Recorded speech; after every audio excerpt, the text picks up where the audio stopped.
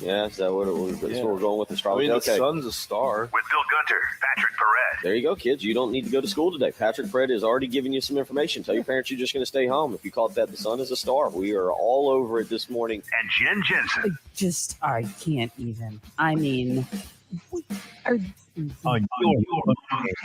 don't know. I'm just everything's going wrong, and I don't know what to do. I don't know, but I might go back to bed. 107.5 The Game.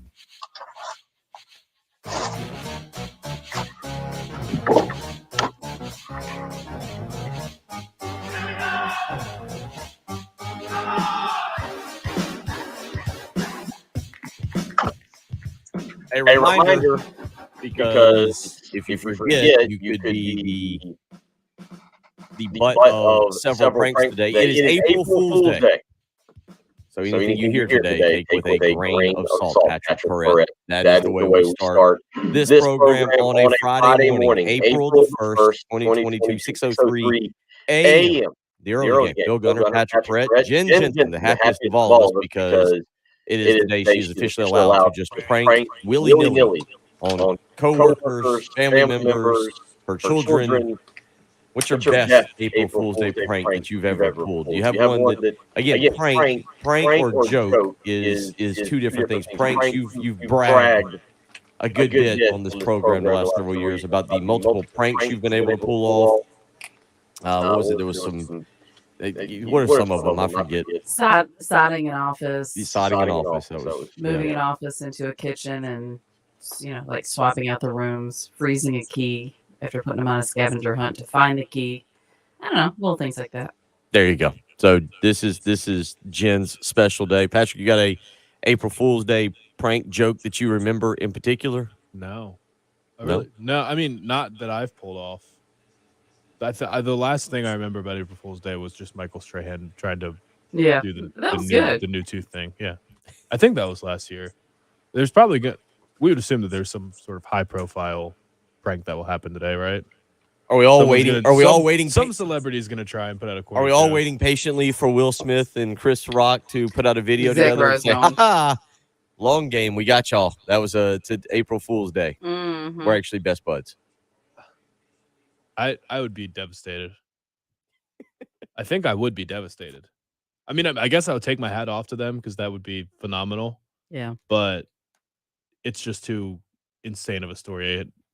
I don't want that to be fake. Okay. So that's how we get you going here on a Coach K saying, that actually, if he'd have played the really long game on that one year. I decided this year that, you know what, I can't give up on these kids yet. I love this job too much. That'd be amazing. If he'd have played the really long game on that one. Fools, next year is my last year. Right. Yeah, I'm back, baby. Yeah. One more year. One more retirement. This isn't the end. I'm not going out. We will talk about the Final Four, both men's and women's today.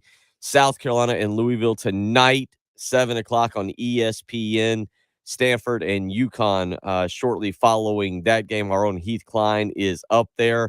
Look forward to hearing about it. He went to the Minnesota Wild Pittsburgh Penguins hockey game. Of course he did. Yeah, Malkin won an OT, I saw, actually. Did they? So he went and saw a good one, eh? He did see an OT game. He did not see a Wild window. Oh. The Wild are actually incredible. But Penguins won that one. So we will catch up with Heath Klein about 7:30 this morning just to get a feel for what it is like up there.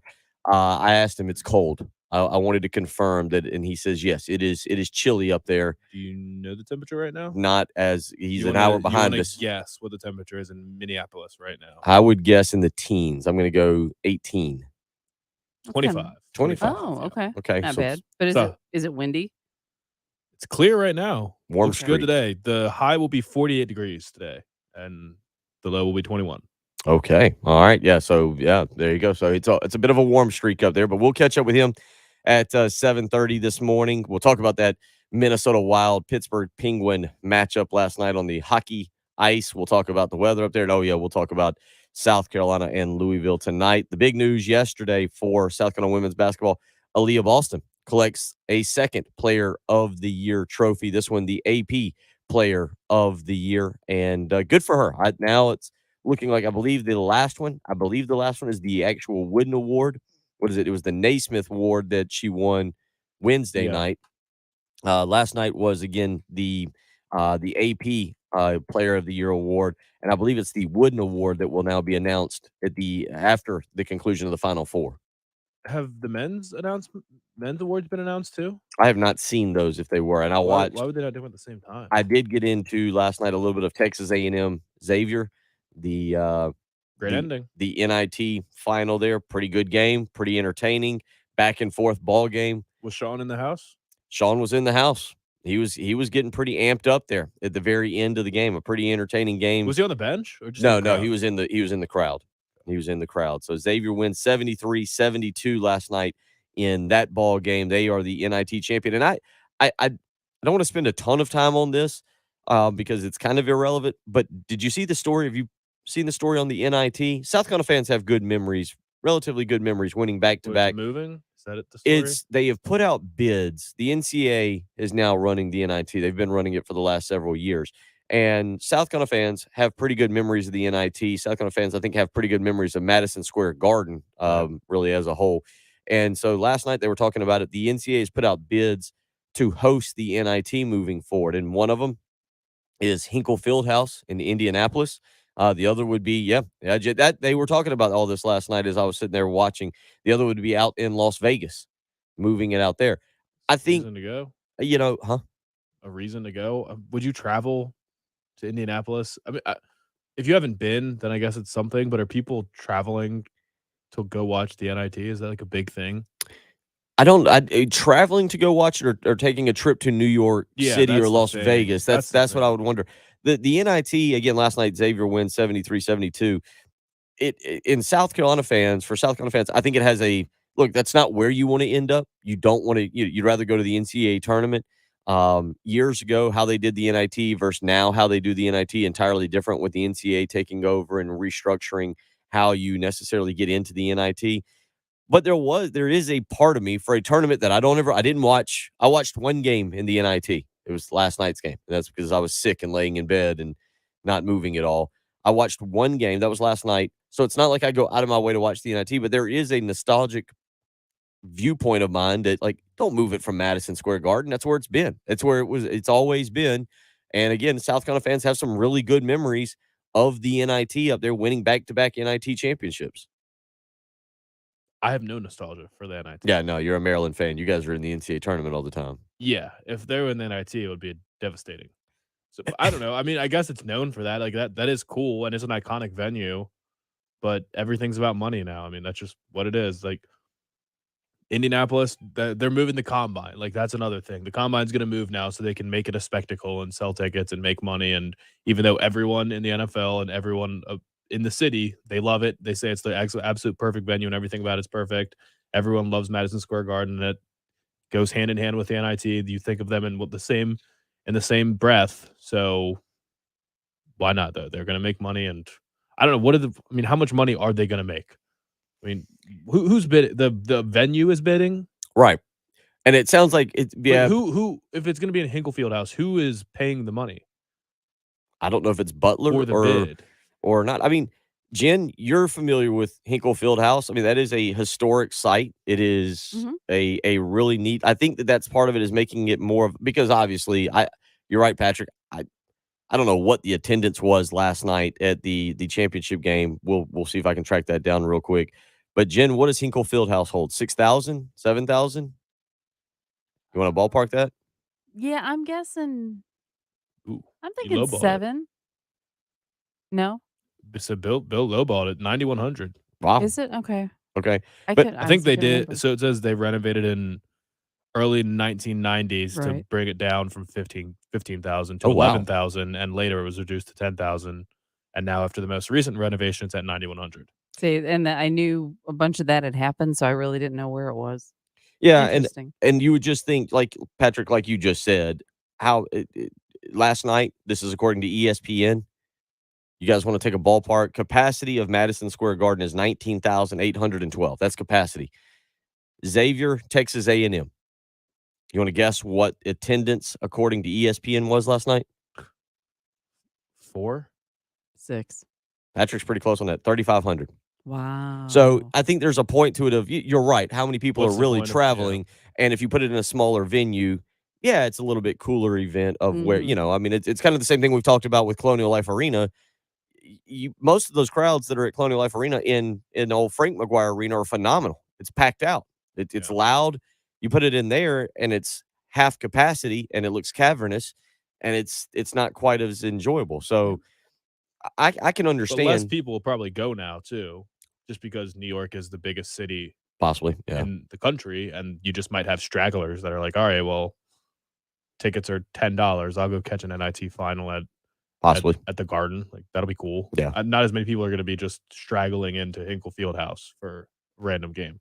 So that was in the middle of a neighborhood. So yeah, it's not like people just happen to be walking in the vicinity. Any number of like 15 million people that live within an hour of Madison Square Garden can just decide to take a trip to that. True. Game, so. Well, I still think knowing, again, I come at it from a South Carolina viewpoint where this century I've seen South Carolina play for 3 NIT championships. I think it was 2002, 2003. Dave Odom's first year, they went up there and lost to Memphis in the NIT finals, and then they obviously went on to win 2 under Dave Odom later on. So anyway, just something interesting. But last night, Xavier and Texas A&M, we won't spend a whole lot of time on that because, quite frankly, nobody cares. There is games that people care about. Again, tonight, South Carolina and Louisville. That'll be the first game up in Minneapolis. Again, we'll catch up with Heath Klein at 7:30 this morning to get his take on that. I kind of wanted to see if I could get him up pretty early. 6:30, he seemed to have no problem with that. 6:30 his time. No, he doesn't. No, he doesn't sleep. Like 3 hours, he's good. So he will join us. Then Chris Deering will be along for the Corley Pools High School highlights of the week coming up at 8:05 and at 8:30 this morning. We'll catch up with Kyle Thompson, our PGA professional, as we talk about get you ready for next week's Masters. And we'll also catch up with Kyle on his thoughts on the Final Four and tonight's South Carolina Louisville game. But Tiger Woods playing a round over at Augusta National this week. We'll get his thoughts on that and really the endurance and conditioning needed to be able to walk 18 holes. I'm trying to think of the last time I walked a golf course and did that. I've got to think it's in the realm of 20, 25 years ago where I actually walked a golf course without a cart. So I'm kind of interested to know. Never done it. You've never walked? Yeah. Yeah, when I was on the golf team, I was on the guys' golf team in high school. And yeah, you walked, carry your clubs, you walk. The girls now they got to use, like a pull behind cart or something like that. But I was allowed to, but seriously, did I need to get made fun of? So I walked it. That a girl. Carried him. There you go. There you go. So we'll get into all that. That's what we got on the table this morning.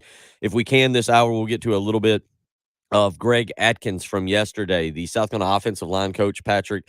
I know we played a little bit of audio yesterday from South Carolina, but Greg Atkins talking, and very interesting because the offensive line of all the positions last year, I would say was the most disappointing. Is that fair? Yeah, I'm trying to think. Would you say that it was the worst unit? Most disappointing, the worst unit, whatever you want. But it wasn't expected to be bad. Not as bad as they were. That's all I was saying. Most disappointing. I mean, they were. I'm with you on most disappointing. We were, there were times we talked about it during the season where guys would just run unimpeded by offensive line, where offensive linemen would look at it and be like, yep, I see you right there. I know that I probably should block you, but that's the path to the quarterback. Go ahead and take it. So we will listen to Greg Atkins a little bit this hour and let you hear what he had to say. So we got a lot to get into. 803-404-6100 is how you can join us this morning. If you want to be a part of the program, you can always go over and hop on the Buford Lending live stream. One other NFL note from yesterday, Patrick, Bobby Wagner signing a big deal with the Los Angeles Rams. And I bring that up this morning because that could have a big impact on Ernest Jones. In a positive way. Really? Yeah, I think so. I mean, the thing about the Rams, this is kind of what the Rams do. They pay superstars and don't pay any middle-of-the-road players. They basically just pay superstars and then fill out the rest of their team with mid-round draft picks. So Bobby Wagner is arguably the best linebacker in the league. I would take Fred Warner from the 49ers first. That would be my top linebacker, but Bobby Wagner has been just a stalwart for a decade now.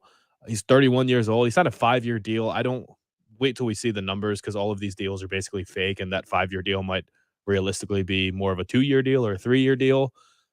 But he's now just going to play alongside Ernest Jones. So Ernest Jones is going to learn from one of the best linebackers in the game. It's going to be him, Traven Howard, and Ernest Jones. So will Ernest Jones lose snaps now? Yeah, for sure. He's not going to play as much, but I don't think that it's going to really affect him too much. Like he's not looking at getting cut or anything like that. He'll just be probably the number 3 linebacker, and in certain sets he'll be out there. But Bobby Wagner's kind of the perfect guy for him to play with because Ernest Jones is not one of these just freaks of nature. He's not Devin White, Patrick Queen, or any of these linebackers, or Nakobe Dean, like these guys that just fly around. He's instinctive, he's smart, and that's kind of what works in middle linebacker in the NFL right now, because we've seen it fail a lot. Like Washington just had it fail last year with Jamin Davis from Kentucky, who's just an absolute freak of nature. Like his abs have abs. He can run 4.4s, and he's just a freak. But he's lost. Like he's completely lost out there. And the same Ravens had the same problem with Patrick Queen drafting him in the first round, just an unreal athlete. But in terms of like these RPOs and the quick game underneath and like advanced offenses and just smart quarterbacks just know how to toy with these guys. So a guy like Bobby Wagner, who's not the most gifted athlete of all the middle linebackers out there, like there's plenty of guys that are way more athletic than him. He just gets the job done because he knows where to be, knows what's coming at him at any given time, and tackles consistently. Like that's almost what you need more. Teams are always drawn to the best athletes at the position because, I mean, you think of Devin White flying sideline to sideline, and it's just kind of attractive, but that's not really what works anymore. Our buddy Richard, who weighs in on the program each and every morning, we'll see if you agree with this. He says, I think the Bobby Wagner signing is by far the biggest move of the offseason, Patrick, because of outside of quarterback signings, because that defense goes from good to amazing with him. Is that a key piece? And No. how big do you put that on the scale of off-season signings? It's when a premier player like that moves teams. I mean, I think it's a big deal because he'll probably be the quarterback of the defense. But at the same time, you never know how he's going to adjust. Like maybe he just was in a perfect place in Seattle. People knew he was always the quarterback of the defense, and he knew his personnel. And sometimes you just see guys move to different environments, and they're just not as good as they once were. And again, he's 32 years old. He's sort of lost a step, even though he's still one of the best linebackers in the league. There's no guarantee that he's just going to step right in and maintain that level of play, and everything's just going to be perfect. So I don't know that I wouldn't say it's a bigger deal than the 2 best wide receivers in the NFL getting traded. Like Kansas City not having Tyreek Hill is going to shake up quite a lot. Mm-hmm. And Aaron Rodgers having 0 receivers is going to shake up the NFC quite a lot. Like Devontae Adams leaving the NFC is a bigger deal than Bobby Wagner joining the Rams. That's gonna impact the balance of power in the conference more. We'll get some more NFL information for Patrick as we go along this morning. Again, if you want to weigh in, 803-404-6100. Let's get out to those Love Chevy phone lines, Jen, where, of course, Gamecock Larry has waited patiently since about 4:30 a.m. A man who always loves a good April Fool's Day prank. Gamecock Larry, what's on your mind this morning? First, I got my predictions for this tournament coming up. And then I got 2 questions for Bill at the end when I get through with this. Now, don't cut me off, Bill. Let me talk. Okay. Excuse me, I'm getting old. Villanova, -3 over Kansas. North Carolina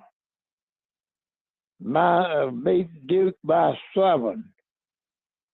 South Carolina Gamecock women beat Louisville by 11.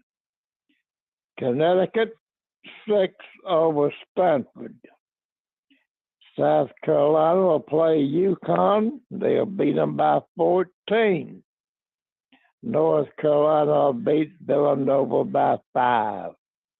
So we'll have North Carolina men as the NCAA champions, and we have the South Carolina women as their ladies champions. And now I just seen on my TV screen where Kim Mulkey was named the AP Coach of the Year. How can she get that if Don Staley is the National Coach of the Year, Bill? And another thing, Bill, are you going to take Rusty's invite to go to the Carolina Cup Saturday? That's the 2 questions I want to ask Bill. That's what I need. Are you going to take his invite to go to the Cup? And how can Kim Mulkey be? Wonder how can she be AP Coach of the Year when Dawn Staley is named National Coach of the Year? How did that happen? Please answer me, Bill. I'm waiting.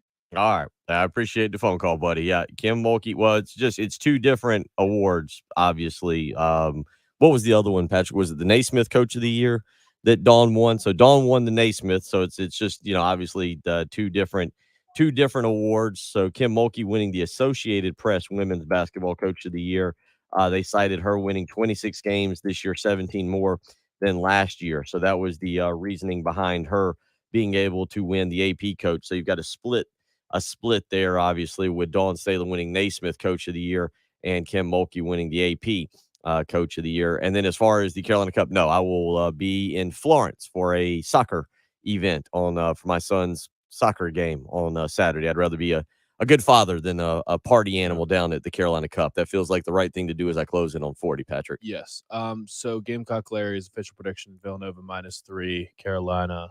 I thought he was about to start saying spreads, but I knew Kansas was favored. Yeah. So he's got Villanova winning by 3. So if you want to go alternate lines and parlay Gamecock Larry's pick, if you think Gamecock Larry is going to be correct, the alternate line for North Carolina Duke only goes up to North Carolina -4. So that's as high as you can get it. This is on DraftKings. And Villanova -3, you parlay those two plus 956. So $100 will get you $956. What? How much do you have to wager? I mean, how much do you have to wager? $100. So 100 wins you 956. Yeah. There you go, folks. Look at us doing some math. Yeah. There you go. You can follow. You can follow Gamecock Larry's if there's picks. Another alternate line that you can get it up to 7 for North Carolina, but I don't think you can. Okay. All right. We will keep. And of course, you really can't do this if you're sitting at home in South Carolina because it's illegal in South Carolina. But if you're listening on the app somewhere else and you want to throw in the Gamecock Larry special, there's your Gamecock Larry picks of the week. I would be so happy if that happened. Yeah, we've covered your disdain. We will get more into that as we go along this morning. Patrick's feelings toward the Duke Blue Devils and Coach K. We will get into those games a little bit. Also, play a little bit of audio from Greg Atkins yesterday. You're listening to the early game on 107.5 The Game. Here's what's coming up on the next Extra Point. Hey guys, Pearson Fowler here from the Extra Point, and coming up on the Friday Extra Point, we will get you ready for both the men's and women's Final Four. South Carolina taking on Louisville Friday night, and we'll wrap up our poll question. Whom do South Carolina fans dislike more, Duke or North Carolina? That plus a lot of Carolina football and a whole lot more on the Extra Point. The Extra Point with Pearson, Preston, and Gamecock Central. 9 a.m. to noon on your home of the Gamecocks. 107.5 The Game. The Game. Oh, a bunch of teams vying to be number one in their sport this weekend. That's just kind of like what Love Chevrolet does each and every day. They just take the top spot. South Carolina's number one volume Chevy dealer. And right now, Love Chevrolet knows the difficulty of looking for a new car, truck, or SUV. And with a lack of inventory and some dealerships charging thousands above MSRP for ridiculous add-ons, it can be a little bit frustrating. It can be a little agitating right now as you're out there trying to find a new car or truck and you're not able to do it. But the number one volume Chevy dealer in South Carolina is ready to help you. Love Chevrolet. Get out there, I-26 between Lowe's and Frankie's Fun Park in the Harbison area, and check out all the great deals they've got going on. Check out the incredible selection of vehicles, the low price, and, of course, that incredible sales staff. But right now, some people still not ready to get back out and go car shopping. You can still do it with Love Chevrolet online. That's right. You can actually speak to one of their friendly, seasoned professionals. They'll help you order the vehicle, color, and equipment that you want, not what you have to settle for. Love Chevrolet will never try to take advantage of you when it comes to high demand and low supply. That's why Love Chevrolet has been proud to be your family-owned dealer since 1961. Get out to Love Chevrolet today. Find out what I'm talking about. I-26 in Harbison between Lowe's and Frankie's Fun Park. You can visit them on the web, lovechevy.com. Get out to Love Chevrolet and find new roads. 107.5 The Game traffic from the Shepherd's Glass Traffic Center. Shepherd's Glass, a true reflection of quality. shepherdsglass.com. Got it great. We have a great start to your Friday morning. No accidents to make you slow down at this time. And weather-wise, it's going to be a great weekend that we have on tap. 72 will be our high today, breezy and sunny. 70 tomorrow, 73 on Sunday. It's 59 right now. 107.5 The Game. This is Boomer Science with the CBS Sports Minute, sponsored by Get Upside. Download the Get Upside app now and use promo code SCORE for a limited $5 bonus. That's promo code SCORE. While Mike Krzyzewski dominates the headlines, his counterpart, North Carolina's Hubert Davis, is the first man since 1998 to lead a team to the Final Four in his first year as a college coach. Now the question is, can he beat Duke 2 times in a row and send Mike Krzyzewski packing for good? I'm Boomer Science. Carrie, can you make sure Ada's cleaned up? Restaurant Week has Sanjay's tables jam-packed. Can somebody please refill the... He needs more servers to keep these new customers coming back. Let's keep these tables turning as fast as possible, okay? Gonna need to hustle. Indeed can help him hire great people fast. I need Indeed. Indeed you do. Our hiring platform instantly connects you with quality candidates whose resumes on Indeed match your job description. Visit Indeed.com/credit and get $75 towards your first sponsored job. Terms and conditions apply. At 303, we're always chasing perfection. Graphene nanospray coating changed the game for anyone who wants the ultimate protection in no time. Now the new Graphene Detailer takes it to another level. Use it to boost protection, shine, and slickness between washes. Level up your detailing game with Graphene nanospray.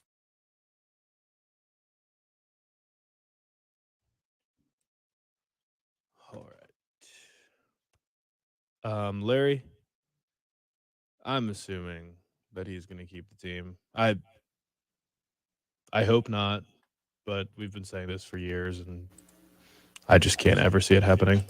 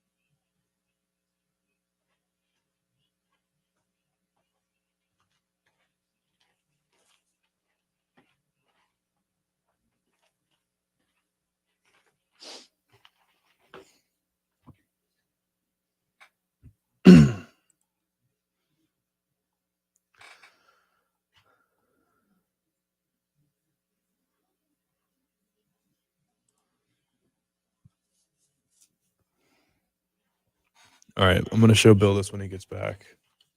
He's still not feeling great, so he won't really be with us during breaks.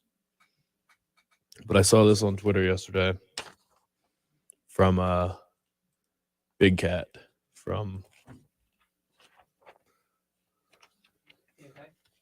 Yeah, he said I was going to lay down in between breaks. I guess so. Might be me. Whenever the segment starts and he's asleep. Oh, please let that happen. Because there's... Jen, how's your site? Can you read this small? If it get... Yeah. This is something I saw on Twitter yesterday. It's a guy on Twitter who does a sports podcast that is also just like a Coach K hater, and said he spent time just writing a wallet-sized card of every reason that he hates Coach K. Wow.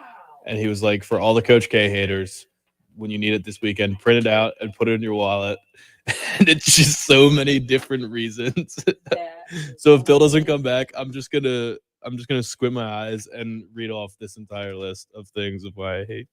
Like, so here's a column. Sore loser. The column for sore loser. Told reporters to not direct criticism at players directed at him, then followed it up with, when you question my coaching, come into Cameron and look at the ceiling and see if you should do that. So basically never question anything about Duke. The day after losing at home to Stephen F. Austin, first time since 1983 they lost a home game to an unranked non-conference team, Coach K said he had been dealing with a little health issue, and that's probably what got the team distracted. What was the thing about student reporters? Okay.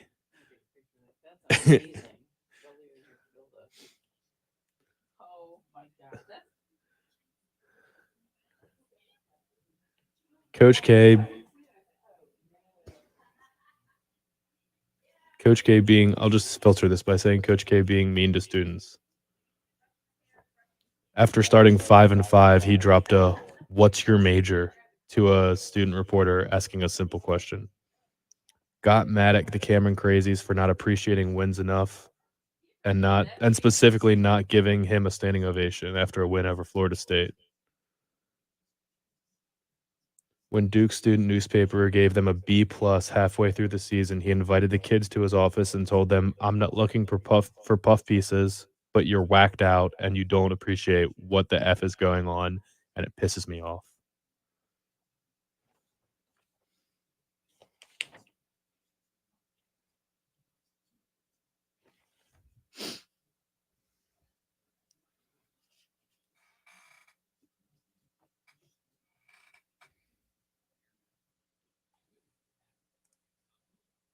Can you use what?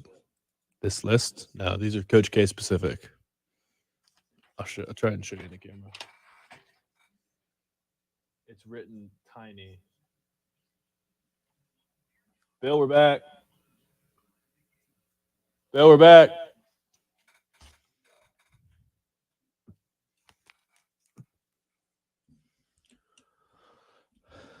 And what we are talking about, it's going to be a lot of basketball.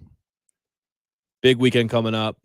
Obviously, on the men's side, the Final Four, Saturday night. I want to say 6:09 and 8:49, I think is right. And I've planned this perfectly. I've talked about Central Time being the best time, and I will be watching these in Central Time strategically going to Nashville this weekend, so I don't have to stay up till midnight watching Coach K go to a national championship on his farewell tour. And this is what we were talking about during the break too. You can, I don't know how good your eyesight is. Oh, you have one. Yeah. Can you read that? Can you read that small? I can actually. Very, very lucky. This is a hilarious bit. So this is the printable Coach K fact sheet here. I see. So it's the fact sheet. It says it's wallet size, which is so you're supposed to, I guess, cut it out. This I saw was going viral on Twitter yesterday. It was Barstool Big Cat is just another noted Duke hater. So he just spent hours compiling a master list of all the reasons to hate Coach K and printed them out on a double-sided sheet that you can cut out and just have in your wallet for whenever somebody asks you, why do you hate Coach K so much? And you can just hand it over to your friends. It's actually hilarious. I have to be careful reading this because there's some language in here that is not suitable for the airwaves, especially at 6:35 as we're getting the kids to school. But sore loser is on there. It says told reporters to not direct criticism at players, directed at him, then followed it up with, when you question my coaching, come into Cameron, look up at the ceiling and see if you should do that. So basically never question anything about Duke.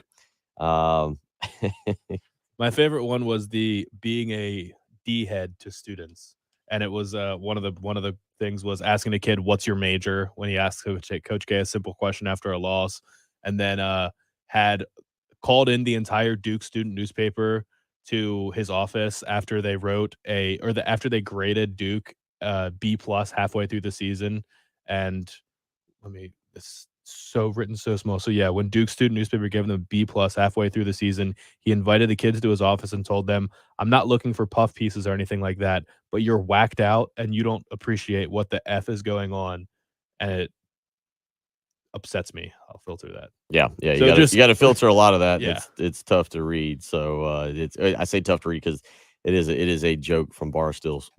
No, but it's all real stories. Well, this is the master list of why people hate Coach K, and ultimately it just comes down to he's a phony. And I hate phonies. 803-404-6100. If you want to send in your predictions for tomorrow night as it pertains to Duke, North Carolina, and Villanova, Kansas. Where are you kind of going with this tomorrow night? What is your, without your emotional hedge, where are you honestly going with this? I genuinely think that Duke is going to beat Carolina and Kansas will beat Villanova, and it will be the storybook ending of beating Kansas, who beat him in his first national championship appearance, and beating North Carolina on the way out. How much does Villanova, because I want to pick Villanova over Kansas. I'm with you on Duke. I think Duke wins. I think they're playing a little bit more loose. I think they've kind of figured something out, although North Carolina has really put it together here the last 2 weekends. But the bottom line is, let's go back to Kansas Villanova.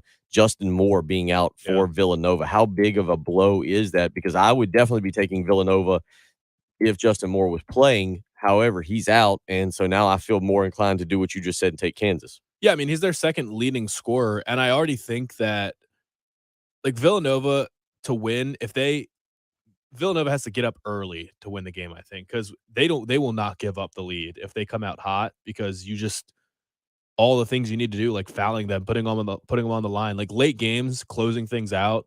No one is better than Villanova. Like, I think they might be the best free throw shooting team in the history of the game. Like, they are ridiculous. They just don't miss free throws. So if they can get up, they will be able to hold on to a lead because they can slow it down. But I think Kansas is going to be a lot bigger than them, probably more talented than them. And I kind of think that Ochai Agbaji, who's one of the 5 finalists for the Wooden Award on the men's side, he's not going to win it. And he's been quiet in the tournament. I think he's kind of got to have a breakout game at some point, and he really hasn't done. I mean, he had 18 points in the Elite 8 game against Miami, but everybody was dominant in the second half, and I think David McCormick's going to be a problem. He's just so experienced and just such a load, and I don't think Villanova's size is going to match up very well, and Kansas can just go a lot deeper than Villanova. Brian Edwards mentioned it yesterday, when you basically only play 6 guys, and now you're only really going to play your starting 5. It's not that they're not going to be too tired at this point in the season. Conditioning's not really an issue. So if you need to shorten up the bench, it just is what it is. It's not a problem. But if you get into foul trouble, it's extremely problematic. And I could see Villanova having that problem and having to go deeper than they want to. I just think Kansas is the better team, and the best player in that game is going to be Agbaji, and it's probably time for him to just take over a game. Justin Moore, again, the player that we're talking about there, that is a big piece of Villanova, the 6'4", 210 shooting guard, was averaging 15 points on the season and 5 rebounds. He was the second leading scorer for Villanova and had been averaging almost 35 minutes a game. He was the team's leader in minutes played, Patrick. And that's why we talk about it. Jermaine Samuels, Caleb Daniels, all very good players for them. And of course, my favorite guy, Colin Gillespie there, who leads them in points and is just about. He probably have to have a monster game. Colin Gillespie's going to have to go out and absolutely control that game. And as you just mentioned, get up on Kansas early and put some pressure on Kansas. We saw Miami get up on them early, and Miami had the 35-29 halftime lead, and then just blitzed in the second half as Kansas outscores them 47-15. But to me, you look at this will be the first game tomorrow night, Villanova and Kansas. And again, Kansas is a 4.5-point favorite in that game. The lack of having Justin Moore, though, to me is what will have me picking Kansas to win that ball game. And I'm kind of with you. I think they kind of pull away in the second half because of depth and because of their speed. Their ability to get up and down the floor is going to be a difference on Villanova late in the game. Yeah, the over-under is 133. Is that right? Is that what Brian said yesterday? I believe so, yeah. I mean, I think that's too high, because I think if Kansas breaks 60, they're probably going to win. Like, I think Villanova, it's just going to have to be a really low-scoring game for them to win, and they're going to have long possessions, a couple offensive rebounds, and just really try to control the pace of it. If they do win this game, though, it's going to be a testament to Jay Wright. Like, he doesn't get talked enough because he doesn't play on – I mean, he plays on national television, I guess, but he doesn't play in those premier slots on ESPN during the season, and nobody really talks about Villanova. They just kind of fly under the radar because they get those CBS Sports Network games or the Fox Sports 1 or whatever channel the Big East plays during the season. It's just not talked about on the talk shows, and they're just incredibly consistent. So another national championship, it's already undeniable that he's a Hall of Famer and one of the best coaches in the game. But I do feel like if they can make it to a national championship, and certainly if they win it, once Coach K retires, people are going to be saying that Jay Wright's the guy. He's the number one coach in college basketball. I'm up there with that. I think Jay Wright is an extremely good coach. I think you can make the case that what he's been able to do at Villanova is, I think he's every bit up there with. I mean, we had that conversation. I don't know how long ago. It was a couple weeks ago, where it's just if you had the same check. 5 guys, a blank check, and like just essentially which coach is the best for. There's obviously skews for if you coach at Kentucky, you're going to get better talent. So, I mean, you have to give Calipari credit, but still, like if you gave every coach in the country the same 5 players, who would you want coaching them? I think I would take Jay Wright. 803-404-6100, how you can be a part of the program. We'll get to that Greg Atkins audio in the next hour. We'll continue breaking down the Final Four, Villanova and Kansas. So we're both taking Kansas. I really want to take Villanova, but I think the Justin Moore injury is going to be a little bit too much for them to be able to overcome. And you're right, that is not a deep team. The Wildcats are. When you look at it, they had 3 guys playing at least 30 minutes, 3 other guys with at least 25 minutes, and then nobody else above double digits. So basically, it's a 6-man rotation there for Villanova. Now they'll be missing Justin Moore in this game. And again, he's their second leading scorer. He was also shooting 36% from three-point range. He was 40% from the field. He was a guy who really, really helped this ball club, and now will not be a part of the Final Four because of a torn Achilles suffered against Houston. So bad story there. Kevin Durant actually called him. Kevin Durant said he was watching the game, and as soon as it happened, Kevin Durant said he knew instantly what. How did he have his number? Well, I mean, I'm sure he had. It's Kevin Durant. He's probably got no. He's probably got no problem. I'm sure he can get in touch with Jay Wright. Probably just DM'd him on Twitter. Was like, well, Jay Wright's me regularly. Am I wrong about this? Jay Wright's been part of USA basketball, hasn't he? I would assume so. Yeah, so I'm sure he's got Jay Wright's number, which would then lead to having Justin Moore's number. Yeah, I mean, there's really nobody better to talk about with that injury than Kevin Durant. Okay. By the way, there was an electric game. People don't care about the NBA, but the Bucks Nets game was unreal last night. Oh, okay. All right, so there's that. Actually, in the article, it says that Justin Moore got to work with Kevin Durant this summer with the Olympic team. Cool. So that's how they had each other's numbers. The Achilles injury, I hate watching it. You can kind of see the rupture, and you can see the back of the ankle ripple, and it's really disgusting and painful to watch. Bringing that up, that's what I need right now. Coming off of a stomach virus. Yeah, that's exactly how I need it. 803-404-6100. Gene weighs in this morning. Jay Wright right now is a better coach than coach. Than coach. He wins with less time. I know. I was reading that right as you started reading it aloud, and I was like, oh, Bill's going to get to the middle of the sentence. And I think we knew what he meant because I knew what we were discussing. Coach K or Coach Cal? Coach K. I assume he meant, okay, actually, I thought he was going to say Coach K. I guess you could be saying Coach Cal. Well, he probably is talking about Coach K if we're talking about right now. Appreciate that. So. Appreciate that. 803-404-6100. We will continue rolling along this morning. You're listening to the early game on 107.5 The Game.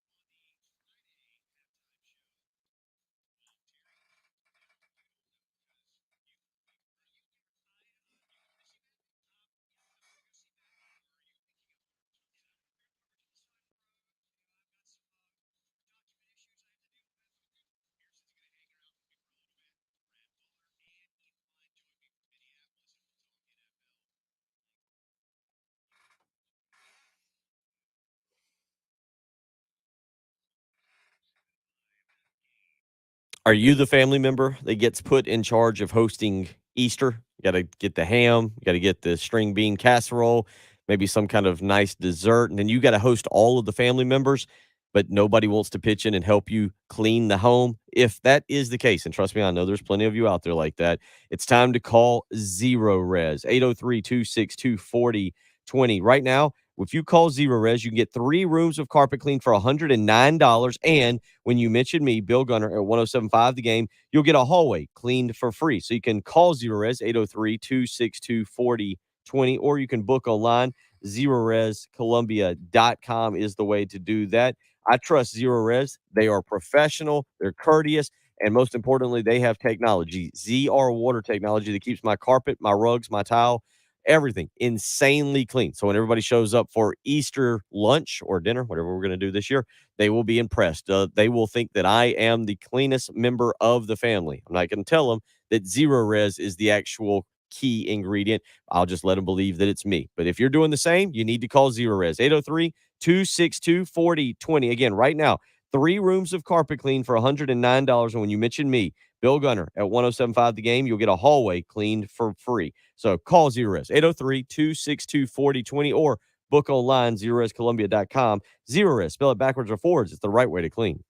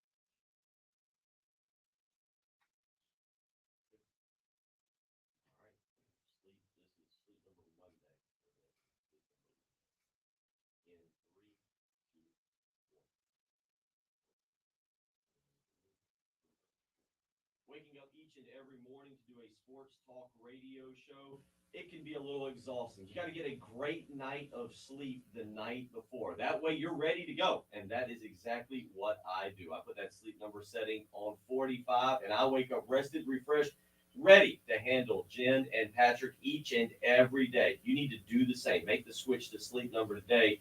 Why choose proven quality sleep from Sleep Number? Because every great day starts the night before. And right now, save up to $800 on select Sleep Number 360 smart beds, plus free premium delivery when you add a base. But this deal ends Monday, and it's only at a Sleep Number store. 2 to choose from. 1 in Irmo on Harbison Boulevard across from Buffalo Wild Wings. The other in Columbia, 2 Notch Road across from Sand Hills Mall. As always, you can visit them on the web, sleepnumber.com. Again, right now, save up to $800 on select Sleep Number 360 smart beds, plus free premium delivery when you add a base. And this deal ends Monday. Make the switch to Sleep Number today and find out what a great night of sleep is truly like.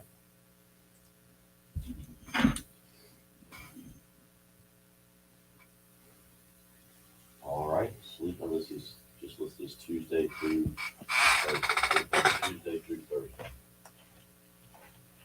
Spring is upon us, and that means getting out and actually being able to enjoy being outside, maybe doing something with the kids. But if you did not get a great night of sleep the night before, you're going to be tired. You're going to be dragging a little bit. You don't want to do that. You want to be able to enjoy the great weather and getting outside, hanging out with the family. So make the switch to Sleep Number today. Go Gunner for Sleep Number. I put that Sleep Number setting on 45, and that is exactly what I'm able to do. Get outside and hang around with the kids and enjoy each and every day, all because of a great night the night before. And if you're asking, why choose proven quality sleep from Sleep Number? It is because every great day starts the night before. Right now, save up to $800 on select Sleep Number 360 smart beds for a limited time. Only at a Sleep Number store. 2 to choose from. 1 in Irmo on Harbison Boulevard across from Buffalo Wild Wings. The other in Columbia. 2 Notch Road across from Sand Hills Mall. You can visit them on the web, sleepnumber.com. Again, right now, save $800 on select Sleep Number 360 smart beds for a limited time. Make the switch to Sleep Number today. Find out what a great night of sleep is truly like.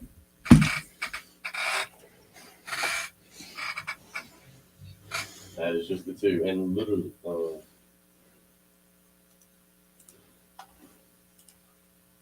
oh, okay, I got it. No. Yep, you're right. There's a 3rd. We got time?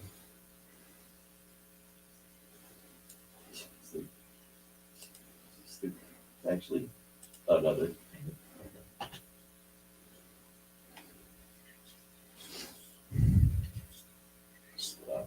number. So this is sleep number 4-8 through 4-11. Sleep number 4-8 through 4-11. 3, 2, 1. Waking up each and every morning, ready to do a sports talk radio show. It means I need a great night of sleep the night before. And with a Sleep Number bed, that is exactly what I get. Bill Gunner for Sleep Number. I put that Sleep Number setting on 45, and I'm ready to go each and every morning. Ready to deal with Jen and Patrick. Ready to take on Gamecock Larry, whomever it may be, all because of a great night of sleep the night before. Why choose proven quality sleep from Sleep Number, you ask? Because every great day starts the night before. Save up to $800 on select Sleep Number 360 smart beds, plus special financing and free premium delivery when you add a base. Subject to credit approval, minimum monthly payments required. See sleepnumber.com for details. But this deal ends Monday, so you need to get to a Sleep Number store today. 2 to choose from, one in Irmo on Harbison Boulevard across from Buffalo Wild Wings, the other in Columbia. 2 Notch Road across from Sand Hills Mall. You can visit them on the web, sleepnumber.com. Don't hesitate. Make the switch to Sleep Number today and find out what a great night of sleep is truly like.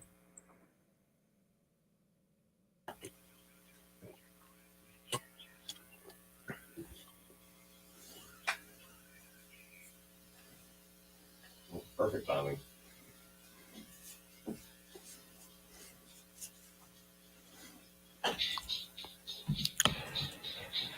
$6:53 on a Friday morning, April the 1st, April Fool's Day. So be alert out there, kids.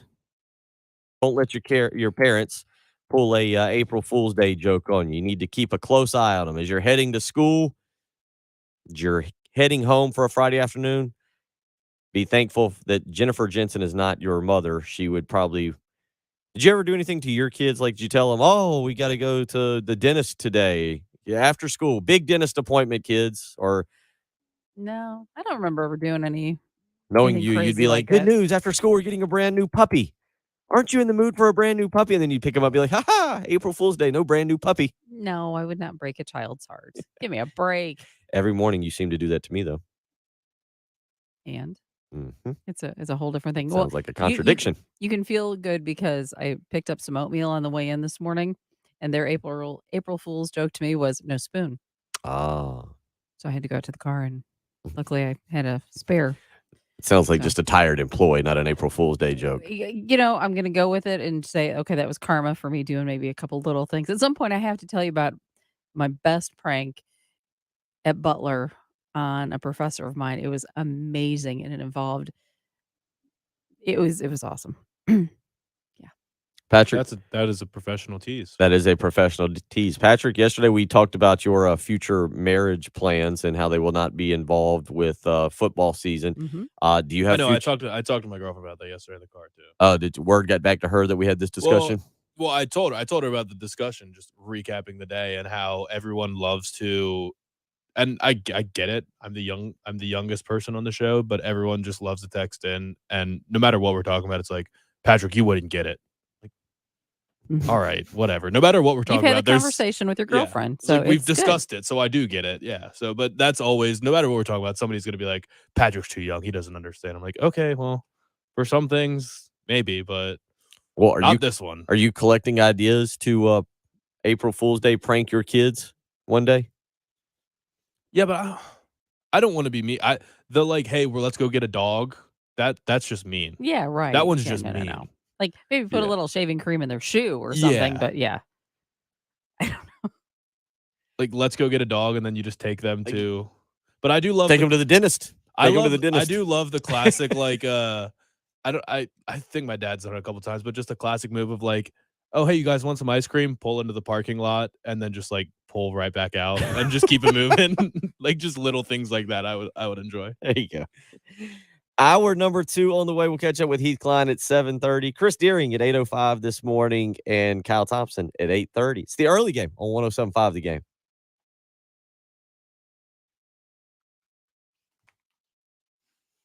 I actually don't think it's pulling into the parking lot. I think it would just be like, oh, hey, you guys want some ice cream? Put on the turn signal and then I'm just kidding. Turn the turn signal back on and keep going. Just little things like that.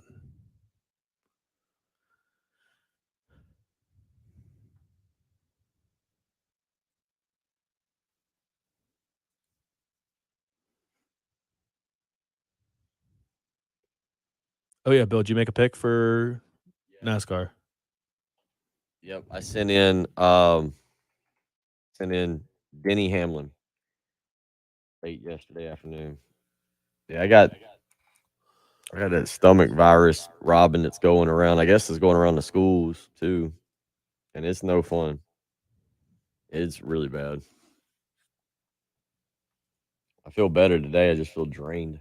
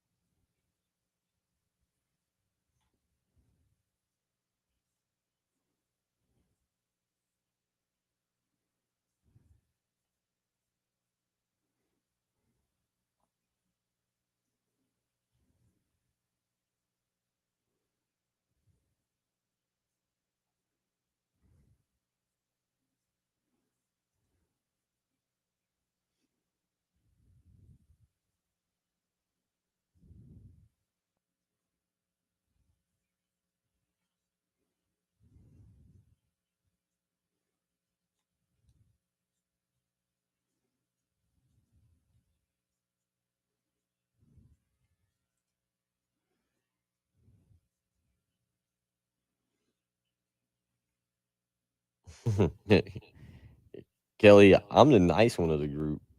Although that is actually, yeah, Kelly, that's actually what it was. I had a stomach virus or something.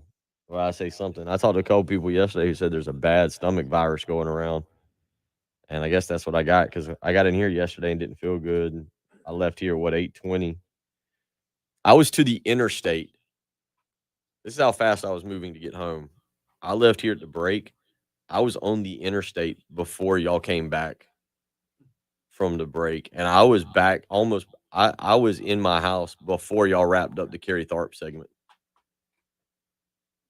Like, yeah. In the morning, it takes me – yesterday I discovered I left at 8:35, and I was here technically on time. I just had to make a pit stop. But I was back home in like 20 minutes yesterday, even with 8:30 traffic.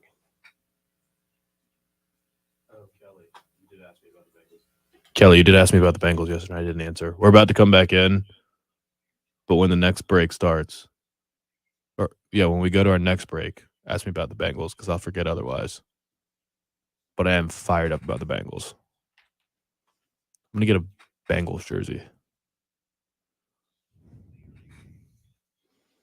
I'm drained, Kelly. Like, but I do feel better. Like, I feel good enough to be here, but I would much rather be in my bed right now.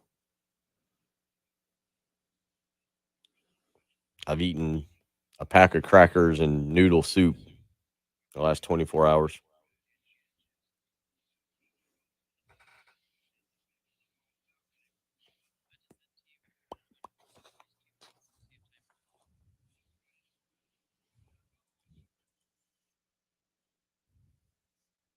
Probably try to get this Greg after.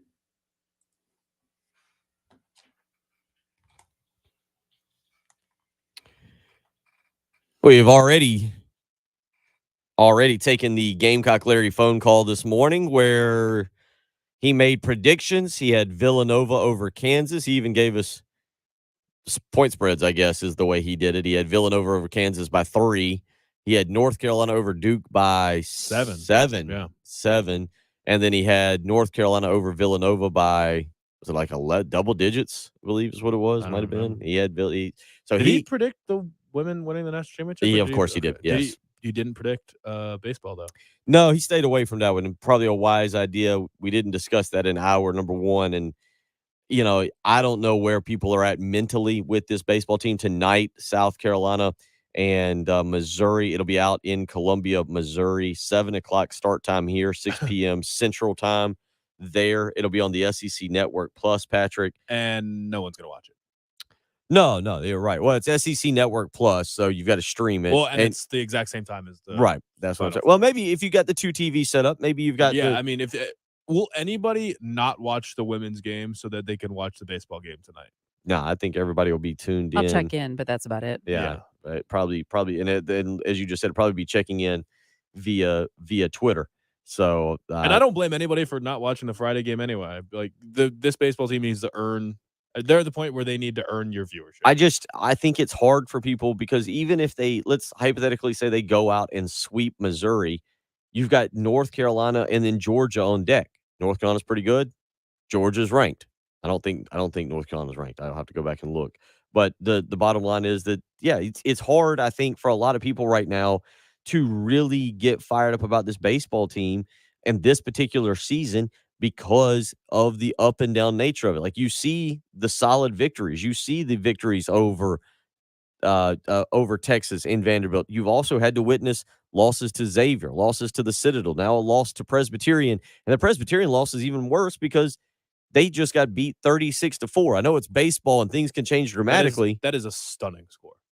Yeah, it's not good. It's not what you need. So, with all that being said, I think that's what's hard for South Carolina fans right now in a season that you were hoping would get South Carolina back into the upper echelon of the SEC, get South Carolina back into being kind of a contender. Last year, you hosted the regional, even though you were the 2 seed. You kind of were gifted the opportunity to host a super regional, but you couldn't take advantage of it, Patrick. I think it's really hard for fans right now. And to your point, you're saying you completely understand. I'm with you. North Carolina's ranked 18th. So next week alone, if South Carolina were to sweep the series, you'll have a Tuesday night game against 18th ranked North Carolina and a weekend series against Georgia, who's ranked 23rd. It's hard. Of course, maybe that's what they need. Maybe they need to play teams that are ranked, that are not named Tennessee. Maybe that's the problem. Yeah, I guess so. Yeah, but this is just not. Yeah, it's not the weekend where, one, you're playing a bad team, not a bad team. You're playing a team that I guess right now is on your level in the SEC, which is the bottom level of the SEC. Although South Carolina does have an SEC series win. Mm-hmm. Missouri does not have one of those under their belt, but you haven't won a game on the road, so that's at least something to play for that has changed. But it's not like anyone's going to be watching it on Friday night while the women's game's on, unless you have the second TV and it'll be there on the side. And Saturday, what time is the game Saturday? You have the schedule right in front of you? It is tomorrow. It's tomorrow's game. South Carolina and Missouri will be. It's 2 p.m. Central Time, 3 p.m. Eastern Time. Okay, so you can probably get that whole game in before the Final Four begins. So, okay, a nice little appetizer for the Final Four. There you go. So I don't think people are getting fired up. That you win this series and win a midweek game, people will lock in for the Georgia series because it's Georgia. I was going to say, maybe if you win this series, you win North Carolina. Maybe if you win Georgia, I don't. It's hard coming up over the next few weeks. Then you've got Mississippi, who was number 1 until last week, where they got swept by Tennessee. Winthrop in a midweek game up in Rock Hill. That's followed by a series against Auburn, and then Alabama, North Carolina A&T on May the 4th, followed by a series against Texas A&M, USC Upstate, Kentucky, then Charlotte, then Florida. And that wraps up the regular season for the Gamecocks. I don't know how did Tennessee get so good right away? I don't pay it. I'm not going to sit here maybe that's a conversation for a later date where we get a college baseball person on to explain that to us. But I feel like they just came out of nowhere to be this good. They have come out of really nowhere. So yeah, it's going to be very good for them. 803-404-6100. I say it's going to be very good long term for them, potentially, as long as they can hold on to their baseball coach. We've talked about that. Obviously, last segment we broke down, or 2 segments ago, we broke down the Villanova, Kansas game. We'll get into that Duke, North Carolina game. And again, tonight, South Carolina and Louisville up in Minnesota, coming up in about 25 minutes. We'll catch up with Heath Klein to talk with him as he is up there and owned the scene for us. Again, last night, Aaliyah Boston winning AP Player of the Year. So that is 2 consecutive Player of the Year awards for her. So we'll catch up with Heath Klein coming up in about 25 minutes there to get his take on that. Did mention wanted to play some audio yesterday.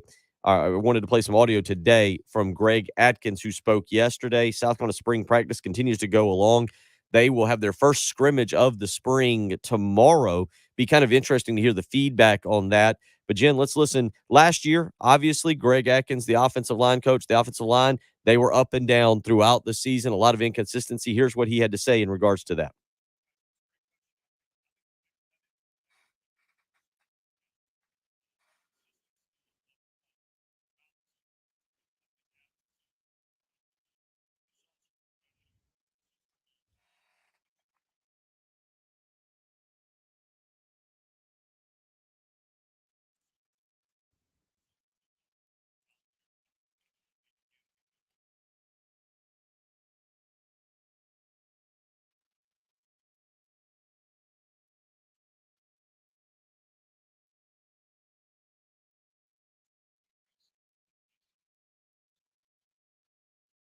Patrick, obviously there were different times that the South Carolina offensive line seemed to dominate games. Obviously, the one that we'll highlight the most was the Florida game. Auburn, they were better, although Zaquandre White made some incredible runs in that game that probably made them look a little bit better than they were. And then there was the North Carolina game in which they just came out and lined up and physically whipped North Carolina with Kevin Harris running the football. A lot of people have said it, and I agree with you. Spencer Rattler could be really good this year. The running backs could be better than they were last year. The wide receivers could be better than they were last year. If that offensive line can't perform early on in the season, and we're going to find out pretty quickly when you got Arkansas in game 2, it's not going to be much of a change for the offense. No, it's not. And I do feel like people are kind of torn on how to feel about this group too. And the biggest thing going for you is you return a whole group, and it's weird to say that when you're returning the whole group that people were unsatisfied with last year, but we've said it in many different conversations now. Year 2 is supposed to be the biggest jump. You've gotten your full year under the same coach, and now you can kind of move forward. You've hopefully got a full understanding of it. You've had the off season to go back and self-scout, watch the tape, and figure out what you did wrong. You can look at all the sacks you gave up and say, why did this guy just run between two people that are facing the opposite direction?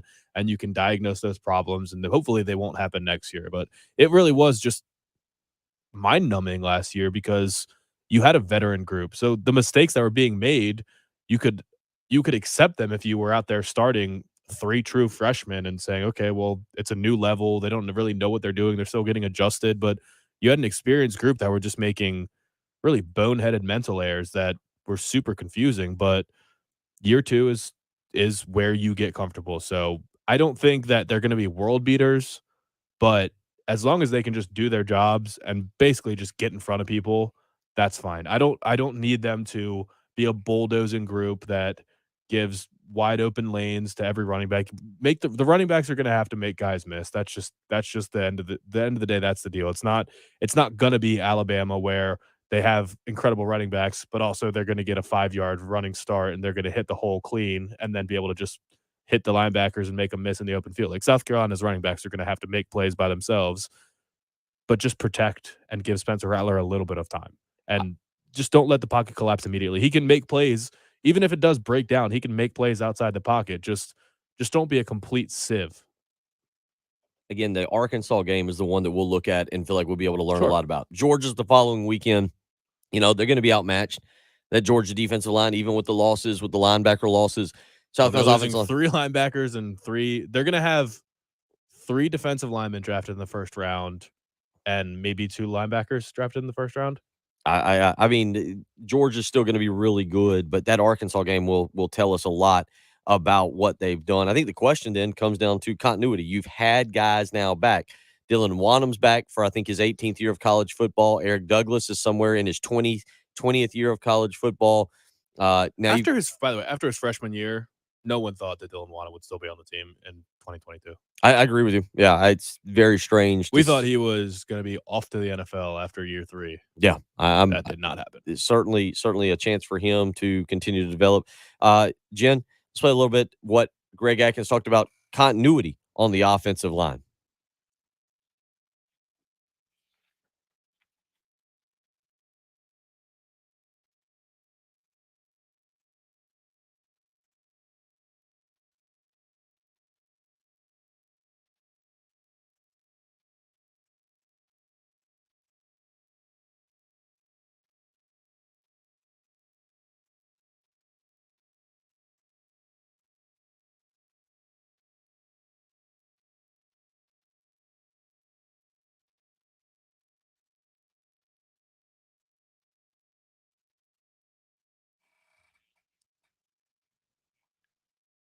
How much do you put into? I feel like most coaches.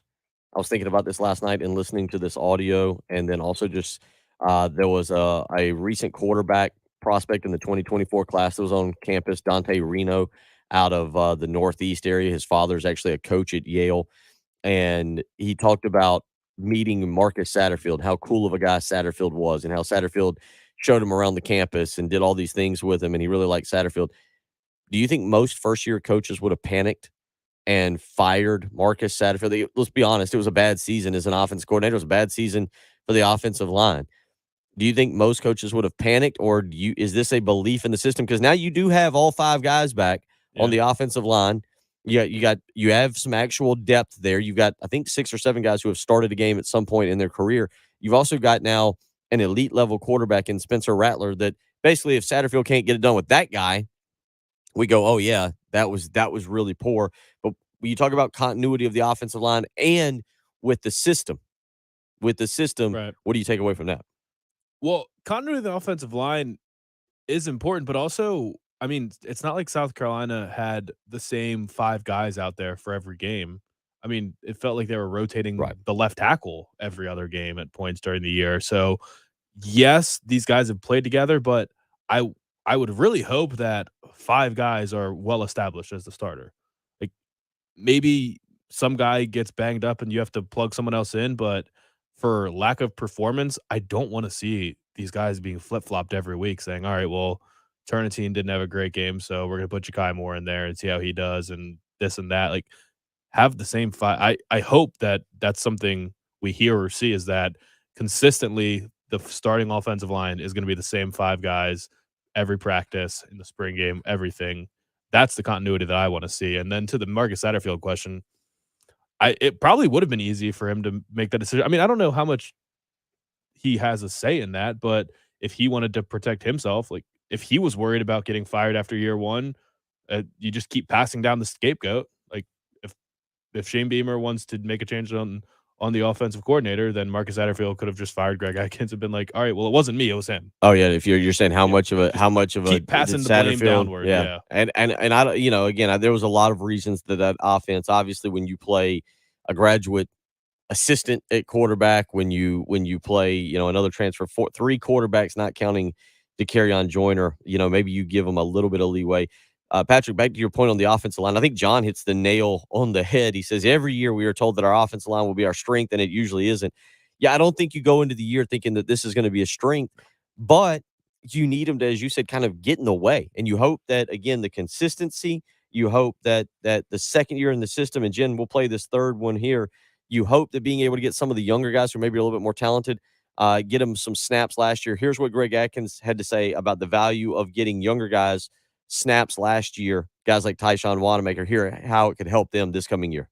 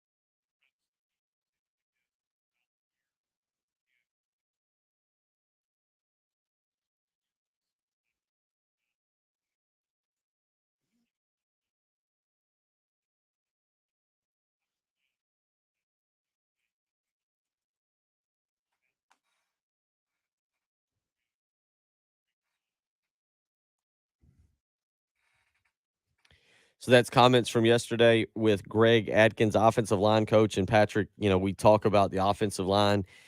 They are going to have some talented running backs that they can block for. A lot of people have said Christian Beal-Smith has been very impressive so far. The transfer from Wake Forest at running back has been solid. Marshawn Lloyd has drawn some strong praise from Shane Beamer. Obviously, you've got Rashad Amos, who was a guy that they were high on but was injured most of last year, and Lavassier Carroll. And then throw in Juju McDowell, who can be used kind of all over the field. South Carolina's not lacking guys in the backfield that should be able to scare an opponent a little bit. Now, we need to see Marshawn Lloyd step up and be the guy that he was expected to be. Maybe he can do that this year, but there are guys back there that should be able to run the football if you give them just a little bit of space. Well, yeah, and it has to be complementary too. Like, this is where Spencer Rattler has an influence in everything. Not that he's the running threat, but he can pull it at times if he needs to. And ultimately, if he's lighting it up and you have good receivers and he's passing for 300 yards a game, defenses are going to play you differently. They're going to have to commit an extra guy, and that can open things up. Like, hopefully everything can just feed off each other, and Spencer Rattler being a threat and push and having deep threats, and that can just make defenses keep the box a little bit lighter, just continue to make things easier for the offensive line. It has to all be fluid and just play off of each other. I would hope that that would be the case. That would be the expectation. And all your running backs, pretty much except for maybe Christian Beal-Smith, are going to be kind of dual threat guys that can catch balls out of the backfield. I don't know how much experience he has in that, but he seems more of a bruiser. Well, just at the end of the day, a couple of you were saying, Larry, on the Buford Lending live stream, Satterfield has Beamer's trust, so he fails this year with these players, he'll be gone. And then on the text line, I think it was Day said Satterfield's performance last season was deserving of a firing, but I can understand why Beamer kept him. With the talent upgrade for this team, the improvement needs to be significant. If we only marginally improve from being one of the worst offenses in the country, then that would mean Satterfield should definitely be let go. And Patrick, I think that's why I probably in December was not on board with keeping Marcus Satterfield. Mm-hmm. But at this point, I understand giving him a second year. That some of the turnover, the issues they had at quarterback, obviously the issues at offensive line, allowing him a second year to see what his system can do. And as Day says, and I agree with this, it looks like on paper you substantially upgraded the talent there. Christian Beal-Smith was a proven commodity at Wake Forest. Spencer Rattler, we know what he's all about. Josh Van's back, adding Austin Stogner, again, a proven commodity at tight end. And we'll see what Juice Wells ends up being. I'm very hesitant after everything that's happened in the years past with hyping up transfer wide receivers. First it was Jalen Brooks, then it was Amarion Brown. I'm very hesitant to say anything positive about Juice Wells until we see something actually happen on the field. But it seems like overall the talent should be better offensively. Oh, it's night and day. It's not, I mean, this unit is so much more talented than last year's. It's not even funny. So yeah, if there's not a substantial upgrade, I mean, it's South Carolina for sure. It's not an exaggeration to say they have one of the top. They should be in the top half of the SEC at least. I mean, they have probably the second best quarterback in the conference. And yeah, sure, we don't know who the number 2 receiver is going to be, but you have options. And the best part about that is that you don't need to have 3 receivers on the field. Like, you know that 2 of your 3 best pass catchers are going to be tight ends anyway. So keep them both on the field. Move Jaheim Bell wherever the heck you want to. Play him as a wide receiver if you'd like, and just make him a matchup nightmare. If you just have a second receiver that can help you at all, if Juice Wells is half of what he's being hyped up to be, and Landon Sampson is anything like we might expect him to be, you're going to be fine. So, yeah, there's zero excuses for the offense to not be highly efficient and one of the better units in the country. I'm not expecting them to be putting up 50 points a game or putting up Big 12 numbers or anything like that, but they need to be scoring high 20s, bare minimum, every week. 803-404-6100 is how you can join us. Coming up next, Heath Klein is up in Minnesota. I look forward to hearing all about the weather up there. You're listening to the early game on 107.5 The Game.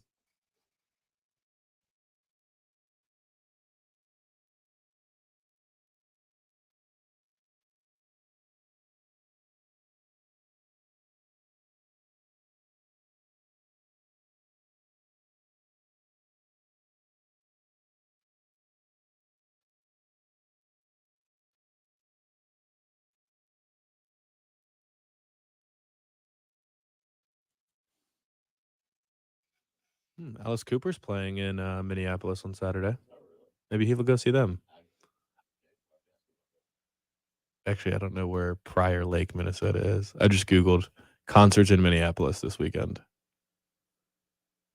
Bon Jovi's playing in St. Paul on Sunday.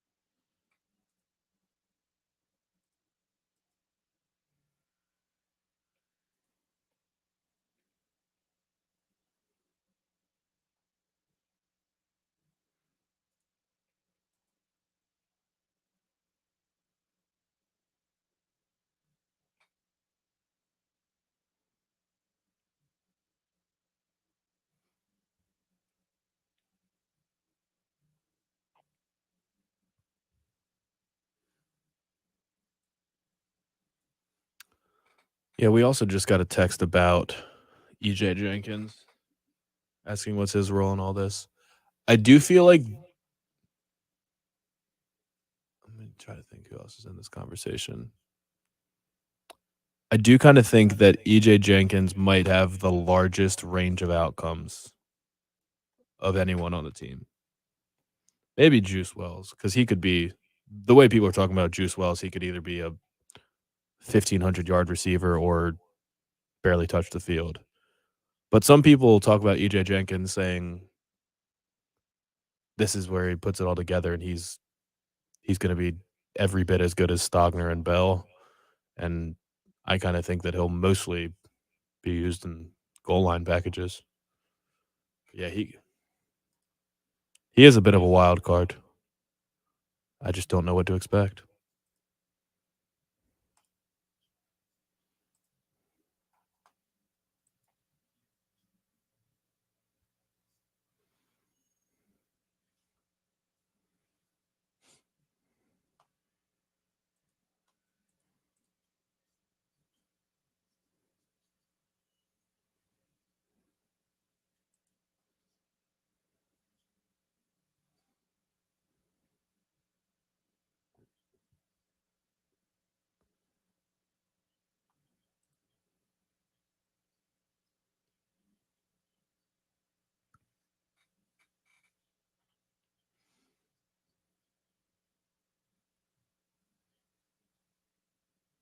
Okay, yeah, Kelly, for the Bengals talk. Dude, the Bengals crushed this offseason.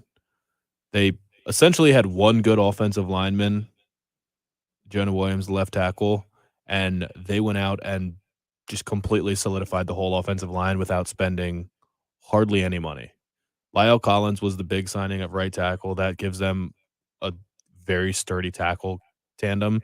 And then they signed Alex Kappa and Ted Karras at right guard and center for little to no money. Their right side of their offensive line is completely set and going to be solid. And then Jackson Carman, maybe at left guard in year 2, will have a chance. And everyone was saying they're going to have to draft an offensive lineman in the first round for the sake of protecting Joe Burrow. Now they have the opportunity of doing absolutely anything they want. I love it. I am so bought in on the Bengals right now. And the cheapest owner in the NFL has now said that he's going to consider building, or not even consider, he's planning to build an indoor practice facility, which they've always gotten made fun of for not having an indoor practice facility in freaking Cincinnati. But now they're going to do it because Joe Burrow changes franchises, changes cities.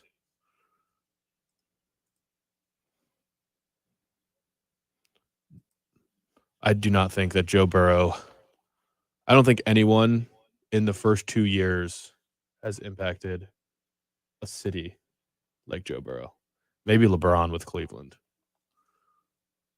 But dude, Super Bowl in year 2, national championship and greatest team in college football history in year 2 at LSU.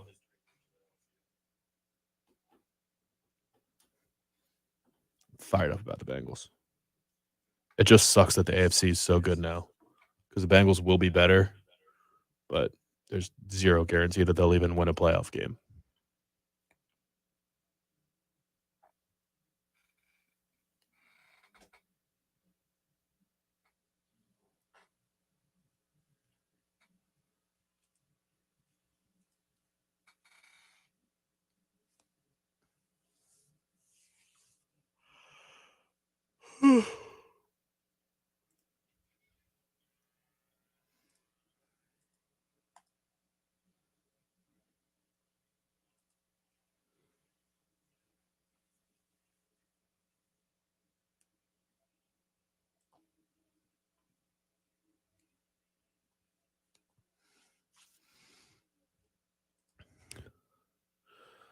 Yeah, you for sure have to invest. And also, I just think he sees an opening. Like when they stunk, no one wanted to come to Cincinnati. I guess they didn't stink that bad, but when they weren't good, people didn't want to come to Cincinnati as it was. He was like, okay, well, why would I invest if it's not going to pay off? Now he's seeing, okay, Joe Burrow is the attraction. People want to come play with this kid. He's just infectious. So might as well just give the best facilities, and Joe Burrow will get people in the door for a meeting, and you got to be able to close the deal. You don't want to have somebody come visit the Bengals because they want to play with Joe Burrow, then see, oh, wait, you don't have an indoor practice facility. So in December, when it's 0 degrees, I have to practice outside. No, thank you. So, yeah, they got to change all that. Change the culture. Joe Burrow's a culture changer.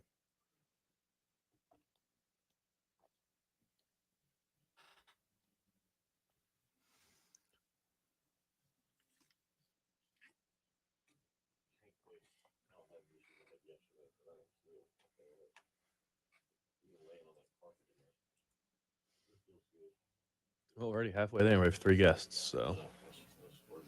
I figured I could get through today. It's more of right now, like yesterday, I started my body. That was after about 2 o'clock. It was more of like it was like soreness. I had soreness in my calves, like back.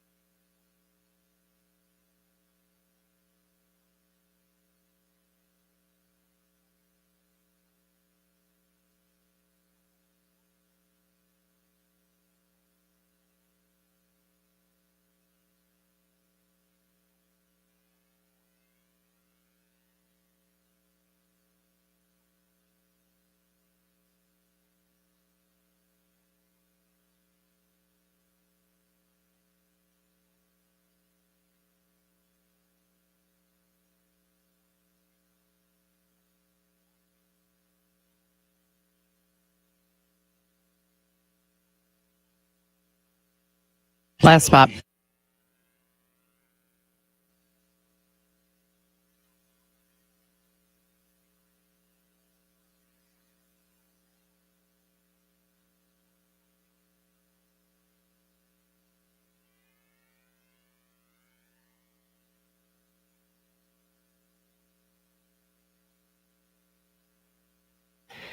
$7:32 on a Friday morning, April the 1st. We are into the month of April, Patrick. It is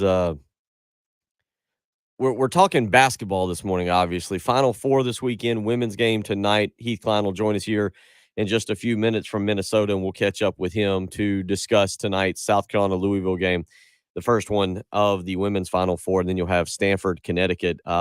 Yesterday, I was sick. I left here early, obviously, despite what some people during the NASCAR segment might have continued to say. But I was sick, so I was watching television all day, and I guess rightfully so, Patrick. ESPN was hyping the Stanford, Connecticut game more so yesterday. Is that's okay. No, that's not a surprise. It's the defending champion versus the team that everybody talks about. There's more star power probably in that game. Nobody's talking about the I already forgot her name. Haley Van Lith, I think, is the Louisville point guard.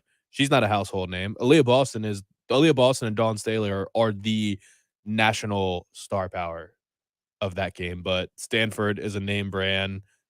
Paige Beckers is the biggest name in the sport. So that's not a surprise. Yeah, it was again, yesterday, excuse me, sitting at the house, laying at the house in between naps. I was keeping up with watched a lot of golf yesterday as well, but they would start previewing what was happening there for the Final Four tonight. And again, most of the storylines was on Connecticut, Stanford. So that'll be the night game, but the first one up, South Carolina and Louisville tonight, and it should be a pretty good one there. I think South Carolina is a 7-point favorite. I meant to pull this up. I believe I saw that earlier this week. I don't know if that has adjusted or changed, moved up, moved down. I'll see if I can locate that here in just a minute as we'll catch up with Heath Klein, who's up there, and get his take. He was, again, at a hockey game last night. Let's get out to the Love Chevy phone lines where the one, the only Heath Klein is up there. And I understand you were suntanning yesterday afternoon. You were poolside, just hanging out, relaxing. Is that true? Oh, sure. You bet. No joke. I actually did see there was a pool yesterday because it's below freezing at night here. But I saw an apartment near the hockey arena over in St. Paul that did have their pool. I guess it's like a heated pool. So they did have their pool like wide open for business. Nobody was taking them up on it, but it was open if they wanted it. You, Patrick, Heath, what have you got going on Saturday? Because Patrick was looking. Either of these concerts interest you? Who have we got? On Saturday we've got Alice Cooper, and then if South Carolina doesn't make the championship, Bon Jovi's playing in St. Paul on Sunday as well. Heath? Yeah, I saw that. I'll take a pass on Bon Jovi. Bon Jovi's one of those that if you gave me like free tickets or something, maybe. But am I going to get on a commuter train and take like an hour to get there and pay whatever? I think I'm good on that. But the other part is that if they don't win, then hopefully I will be able to get myself back home before then. But anyway, regardless, no. But you're missing the other concert event that's going to be going on. I forget her name. Forgive me for not knowing every pop song person, but there's a free concert here for folks who are at the event with the woman who apparently is the "This Is My Fight" song, "Take Back My Life" song. That person. She's doing a concert here too. I don't know if she's going to play the same song over and over, or she has other songs, but evidently there's a free concert with her here on Saturday Rachel night Platten? as well. So that is correct. Thank you. Well done, Jen. I am not. For some reason, I wanted to make her Paula Cole, and I know that's not correct. So, well, I think yes, either would Rachel probably be Platten, the same. That is the correct answer. So yes. So we'll have that empowering tune and other songs being performed on Saturday night here in Minneapolis if you are in town. Let me ask you this real quick, because you do go cover a lot of stuff. You really enjoy it. And one of the things that has been brought up more recently, I guess, is hosting the men's and the women's Final Fours in the same city, maybe even the same venue. Heath, as far as college basketball goes, I guess it's kind of strange maybe that they don't do that. That would be the easiest thing in the world, is to bring everybody together. Your thoughts on maybe in the next 3, 4, 5 years actually bringing the men's and the women's Final Four? We had Pete Iacobelli on with us earlier this week, and we were kind of joking with him because of the weather. Whereas if he was going to New Orleans, I think Patrick said it was like in the 80s and beautiful. But your thoughts on potentially putting those two events together in the future? Terrible idea. I hated the idea when it was brought up. This is typical NCAA. They're always reacting. They're never actually proactive in doing anything. So after last year, when they got embarrassed because you had the situation, it was the first time that people were paying attention to the conditions of the events, because you had set themselves up in such a way. Obviously, normally the women's games are on campus the first round, and then you have the regionals, and then you have a Final Four. Whereas the men, they're always playing around the country. So there had always been differences.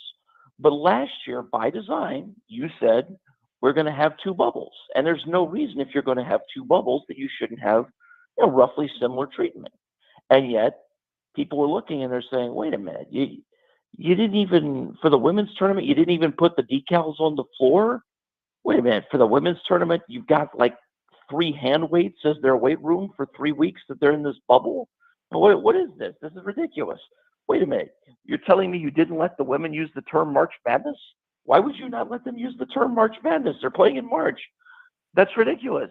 And so after the NCAA gets completely embarrassed by their own ineptitude, then they try to overreact. And so you start saying, oh, we're sure they can use March Madness. It's fine. Yes, we'll let them do that. And you start trying to match everything. And so suddenly the idea was, well, what would be more equal than putting the two things in the same place? Well, the problem is it would be like saying, what if you had, while you've got the Masters going on next week in Augusta, what if for the guys who weren't in the Masters, you could have another golf tournament somewhere else in Augusta and they could play there too? That would be equal. They're both in Augusta, but it's not equal. And that's the problem, is that this event is its own event and it's got its own fan bases that come to see it. And it here in Minneapolis, it is a big deal. I mean, honestly, I was talking about the concert and everything else, but it is going to be treated like a big deal here. You're at the airport and everything else. It is being treated like its own significant event. If you put this event in the same city as the Final Four, it's just not going to get treated the same way. The other event sells out a football stadium. This event may sell out a basketball arena. It's not going to get the same build. And look, the crowd last night, I was at, after I got back from the hockey game, I wound up at a place here called Lions Pub just because I was looking to grab some food anywhere that wasn't a stadium. And so this place was crawling with UConn people, and it's a different crowd than the men's Final Four. It just is. So I don't think the same events in the same city would be a good thing. And by the way, I like the fact this is in a basketball arena. I wish one day we could ever get back to having the Final Four, the men's Final Four, in an arena again. I'm looking forward to seeing these people play basketball in a basketball venue, as opposed to one of the things we always have to talk about with the men is, well, the court's in the middle of a giant football stadium, so they're dealing with shooting lines that are nothing like they've ever experienced the rest of their life unless they've played in this arena before, this football stadium before. That's always been a drawback to me of the way they've done it since 2009. So no, I'm team keep it the way it is when it comes to that. So I guess to get to South Carolina, it's a little strange because we're not going to have another show in between the Final Four and the National Championship. So we have to get all of our takes in early. And I'm assuming that you're going to not like the overreactionary nature of the question, but if we come back on Monday and South Carolina is not the national champion, is it a failure of a season? Would you go so far as to say that? Is that where we're at? Because obviously they didn't achieve their ultimate goal, but, Well, I mean, I would just say, sure, it's not what you wanted, because everybody sees it isn't what you wanted unless you win a championship, I guess. And hey, look, 3 of these 4 teams are the same teams that were at the Final Four last year. So, UConn, I'm sure, said the exact same thing. Oh, we were so close. I guess if you're Louisville, it's the first time you've been back in 4 years, so maybe it would feel a little bit more like an accomplishment for you to make the Final Four than the other 3 schools. But look, you just can't put the standard on people of it has to be perfect or anything short of that is a failure. That's ridiculous. But yeah, I mean, Dawn Staley acknowledged yesterday at her press conference with their players that that they feel the pressure, and she didn't say that in a it's choking us kind of way, but she acknowledged it's there, because when you have the player of the year, when you have the defensive player of the year, you have the coach of the year, the natural assumption is you also will eventually be the ones holding the trophy. But now look, they played Stanford last year. It was a 1-possession game. They played Stanford this year, and they beat them. So if you see those 2 teams play again, and it winds up, somebody wins by 3 points, I mean, are you really going to say a year where you did all those things and beat all the teams that you beat, that if you're the one that loses by 3, that your season is a failure, I think that would be ridiculous. It would be a little short of the goal, but it's no failure. That's just totally unfair. Give us, you're up there. You probably understand the Louisville basketball team, the women's team, a little bit better. Give us the keys for tonight for South Carolina to be able to win and advance to take on either Stanford or UConn. Well, in getting a chance to either talk with or hear from some of the Louisville media yesterday, I mean, the one thing that's clear is that the theory of how they win this game involves them defensively keeping things from getting out of hand offensively, that they're going to have to win this defensively. They're counting on the idea basically that somehow they can get South Carolina's offense to look like it did the first week of the tournament as opposed to what it did even the second week of the tournament. And look, maybe you throw the Creighton game out the window a little bit because Creighton just did not have the right people physically to match up with South Carolina, and the only hope they had was bomb away from 3 and try and keep it close that way. But they didn't have the right people to match up. But their hope would be that you could keep this game, I think, really choppy, and that Van Lith is more of a scorer for them. Haley Van Lith is kind of their lead figure, that she could be more of a scorer from them than what South Carolina can get from the outside. That would be their theory. I had one of them say, well, they're just going to get really in South Carolina's face defensively, and they don't know if anybody's gotten in South Carolina's face like that. They're just going to be super aggressive, and we'll see. I would note that in their game with Michigan, they only played 7 players. Now, they obviously have more than 7 players, so I'm sure they must have a plan if they get into foul trouble. But I do wonder if this is a game where the officials are blowing the whistle a lot, how much effect would that have on Louisville? Certainly losing Van Lith for any amount of time would have a big effect on them. But I do wonder.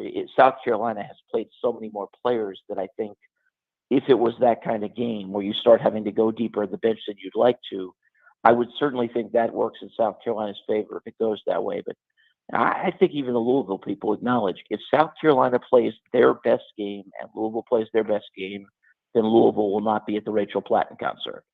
But it's up to South Carolina to show they can do that. And we all know. I mean, they have, as well as they have played, there have been some times where they've kind of let it go a little bit in the fourth quarter, maybe for whatever reason didn't keep the foot on the pedal the whole way. And there have been some times where offensively it's been a little hard to watch.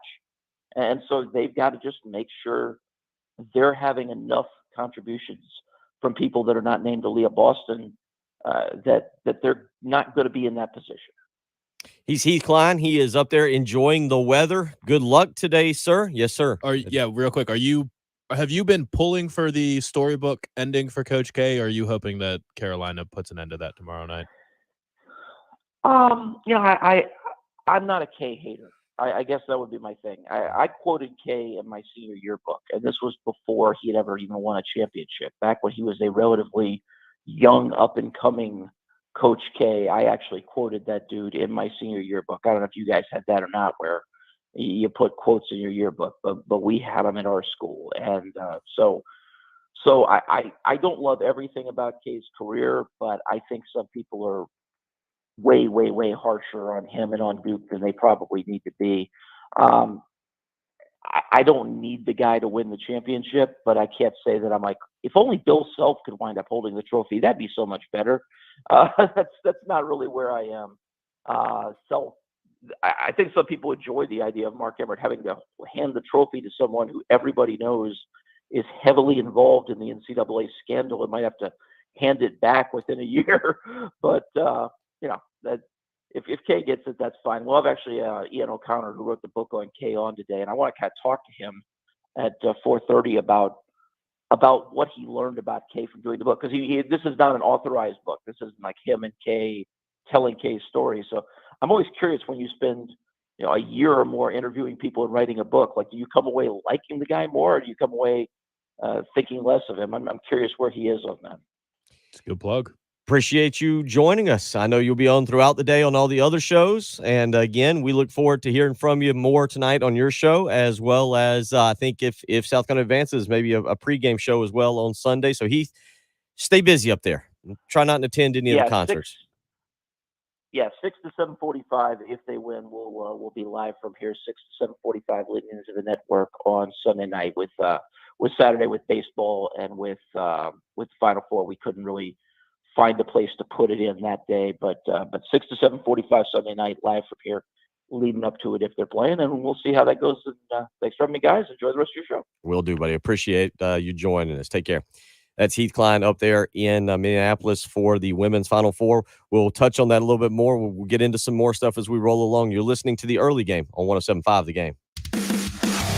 Here's what's coming up on the next Game Time. Hey, it's Heath. I'm live in Minneapolis, and we'll have all the latest on Dawn Staley and Company as they get ready to take on Louisville. We'll take you right up till the network starts at 6:45 with their broadcast. Ian O'Connor, author of the book on Coach K, joins me too as we take a look at the men's Final Four. We'll see you at 3. Game Time with Heath Klein, 3 to 6 p.m. on your home of the game. Your home of the Gamecocks. 107.5 The Game. 107.5 The Game traffic from the Shepherd's Glass Traffic Center. Shepherd's Glass, a true reflection of quality. shepherdsglass.com. Still just one traffic incident to let you know about, and that's Fairfield Road at Sharp Road. But the travel along the Midlands or throughout the Midlands, actually not too bad this morning. So that's good for your Friday. And fantastic weekend on tap. Sunny all weekend, 72 today, 70 tomorrow, 73 on Sunday. We'll think about rain midweek, but not right now. It's windy and it's 60. 107.5 The Game. Sponsored by Taco Bell. Dreams are amazing, but wake up in time to have Taco Bell's toasted breakfast burritos with eggs, cheese, and bacon. Toasted breakfast burritos. Available at a participating Taco Bell location near you during breakfast hours only, 7 a.m. to 11 a.m. Life matters. I cringe when someone says I have a bone to pick with you. It usually means they want to argue, and I don't enjoy arguments. The saying originally was not confrontational and meant something somewhat different. It meant to mull over a difficulty that would take some time to solve, as it would take time for a dog to pick a bone clean. The French would say there was a knot to untie, and the Germans said there was a bird to pluck, but the meaning was the same. Some problems are not easily resolved, and they take a little time. God presented the same thought in Isaiah when he said, "Come, let us reason together." In the book of Revelation, Christ said, "I'm knocking at your door. Open up and let's share a meal together." The meaning was life can be difficult. Let's work on it together. The Christ of the Bible is standing by, ready to sit down with you and tackle all of life's most difficult problems. This is Pastor Stephen Chitty. Remember, life matters, and so do you. Go to clcolumbia.com for in-person and live streaming service times. Longer days, warmer weather. This is the time of year you need to be enjoying life without joint pain. Hey, it's Bill Gunner for QC Kinetics. And I'm telling you what, right now is the time to call QC Kinetics. QC Kinetics is helping people here and all over America get real, lasting pain relief. They use highly concentrated, cutting-edge, natural, biologic treatments that can restore and repair damaged joint tissue, getting to the root of the pain. It's life-changing. You can get back to moving like you used to with no drugs, no surgery, and no downtime. If you have had nagging pain in your knees, hips, shoulders, or backs, and you're done with steroids and pain medications, call QC Kinetics today. And if they're still telling you surgery is your only option, call QC Kinetics for a free consultation and free second opinion. Learn more about these amazing natural biologic treatments. Enjoy this time of year doing what you love. Call QC Kinetics, 803-281-6860. That's 803-281-6860. Once again, 803-281-6860. Hey, it's Heath. I'm here with Jacob Crowder, who we all know affectionately as the Mortgage Guru. Jacob's in his second decade advertising here on 107.5 The Game.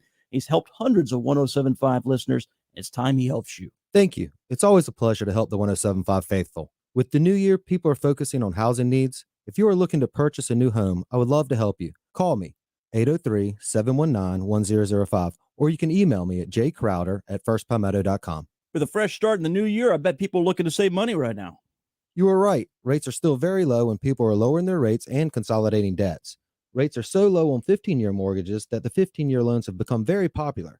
Call me today and let's discuss your refinance options. 803-719-1005 or jcrowder@firstpalmetto.com. My NMLS number is 198432. First Palmetto Bank is an equal housing lender and a member of the FDIC.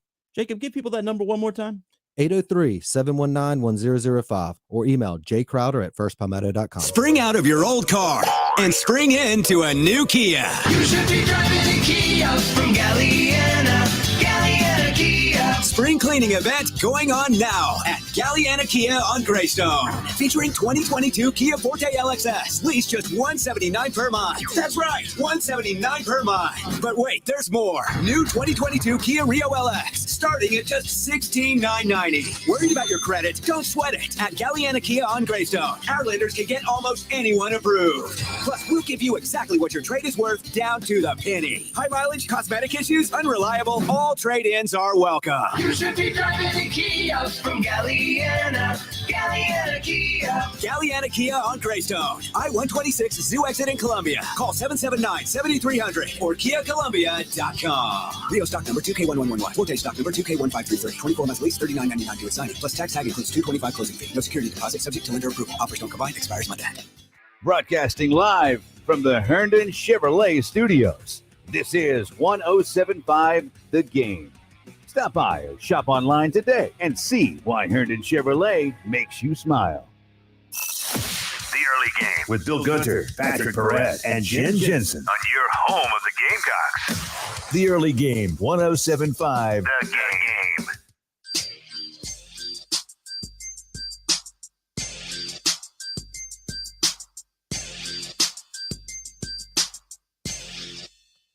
7:54 on April the 1st, a new month. And want to remind you, you can head over to 1075thegame.com to enter to win a pair of VIP access tickets to the RBC Heritage on Thursday, April 14th, with Buford Lending in their 18th Fairway VIP tent. Again, you can head on over 1075thegame.com, enter to win a pair of VIP access tickets to the RBC Heritage on Thursday, April 14th. Not just as it tickets to the event, but it's with Buford Lending in their 18th Fairway VIP tent. Thank you for shopping your rates with Buford Lending, and Buford Lending wants to thank you for listening to 107.5 The Game. Patrick, two things from talking there with Heath, and one, all right, it was very clear. Heath adamantly opposed to combining the men's and women's. Like, I guess I should have, because Heath's known to be the one around here who have the very strong takes. But I appreciate his opinions. I do. on that. Yeah. I do. just like, I'll ask both of y'all, like, your thoughts on combining, just having them at the same venue, the same town, bringing everybody together. I don't know. I don't hate it as much as Heath does. I mean, I get the idea that it's an overcompensation for a mistake. And in a sense, the men would overshadow them in that town. They obviously would. There would be more attention given to the men's tournament. There always is. But if everybody is in the same town and you just skew the days either way, you can have bigger media attention for the women too. Like if you have the men's press conferences one day and the women's the next day, all the media is already going to be in town. It'll be a bigger crowd for Dawn Staley. I mean, it would kind of amplify the women's tournament in a way too. I just think it'd be fun to have everybody in the same, all those fan bases in one town. Like, just to have the party that you'd have it be the kind of the culmination of a basketball season. I was not sure that I was really on board with him, just to have everybody come together. We'll talk more about that. The other thing is that he brought up, I do wish it was 1994 was the last time in Charlotte that the men's final was played in a basketball arena. I do kind of like it. That was up at, I think, the old Charlotte Coliseum. We'll talk about that in hour number 3. We'll catch up with Chris Deering. Best way to go out in hour number 2. We are one shining moment. It's the early game. 107.5 The Game. Gamecocks, Braves, the NFL with live local radio. 107.5 The Game, WNKT FM, Eastover, Columbia, a Cumulus media station. Hey, if you've got a hole in your roof or you need a whole new roof, you need to call Mid-State Roofing, 356-1919. For nearly a quarter of a century, Mid-State Roofing has established its reputation as the leader in the roofing industry. Whether it's above your head or at your feet, perhaps a leaky foundation, 356-1919 is the number to call for all your roofing and waterproofing needs. The quality and craftsmanship of a Mid-State roofing system are tops in the industry, especially commercial and industrial roofing systems. If you own or you're in charge of a large building, warehouse, or industrial facility, then you're in charge of that roof. And at some point, a roof is going to need some attention. So the number to call for advice, service, results, and a commitment to customer satisfaction is 356-1919. See all that Midstate has to offer when you click on midstateroofing.com. Tell them, Midstate Twins. If you have a leak, let Midstate Roofing take a peek. 356-1919, midstateroofing.com. Hi, everybody. This is Woody Wyndham here to talk about Pioneer Tree Service. Pioneer Tree Service has more than 4 decades of helping homeowners maintain and manage trees on their property.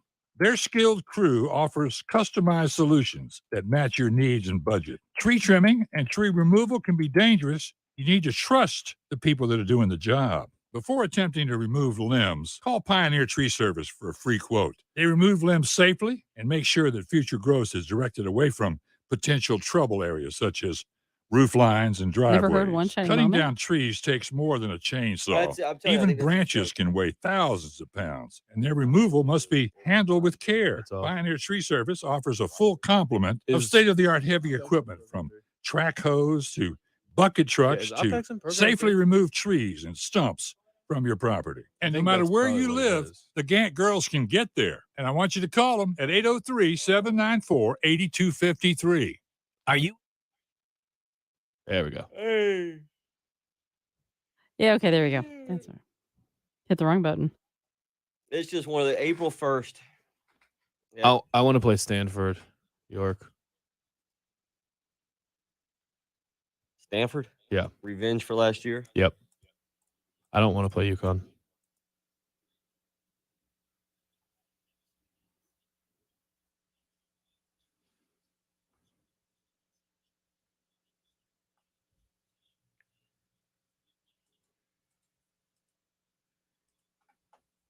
Don't jinx it though, York.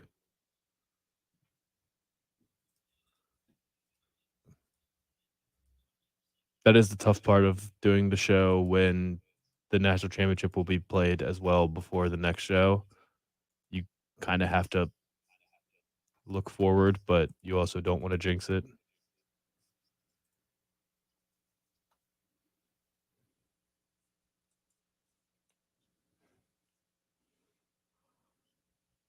All right.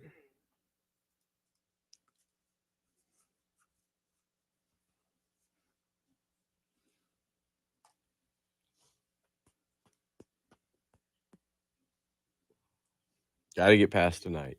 Got to get past tonight.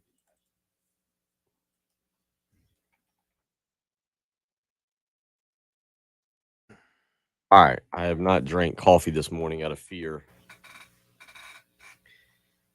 of anything that could happen. So my energy level is dropping quickly. Yeah, I had a smaller coffee than usual because I need to sleep all day today. I need to get extra sleep because after work tonight I'm driving to Nashville. Oh yeah.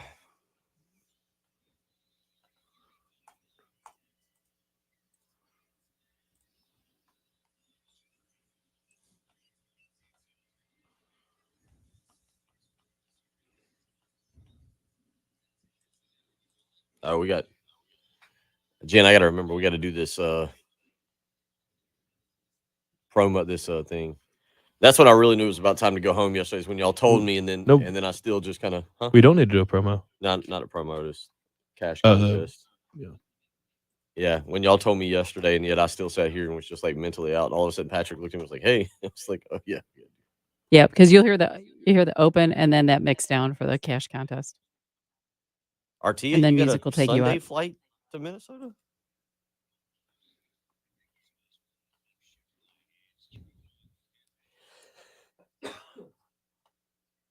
We got, once we get back, we got Deering. Is there high school sports going on right now at all? What? Are there high school sports going on at all right now? Is that what he's talking about? Okay.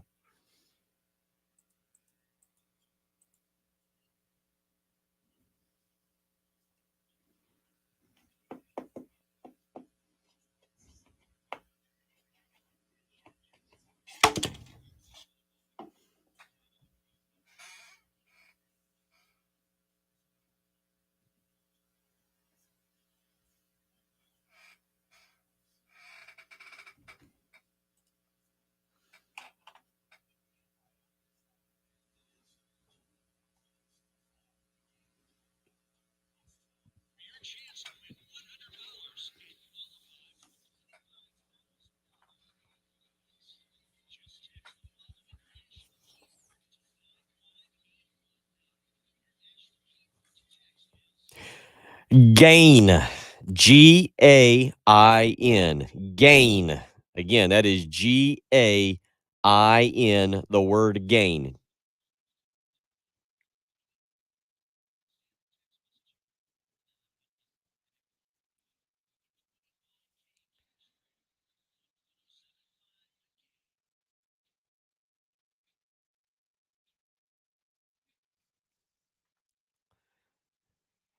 Final hour of the early game on a Final Four weekend and the first day of April.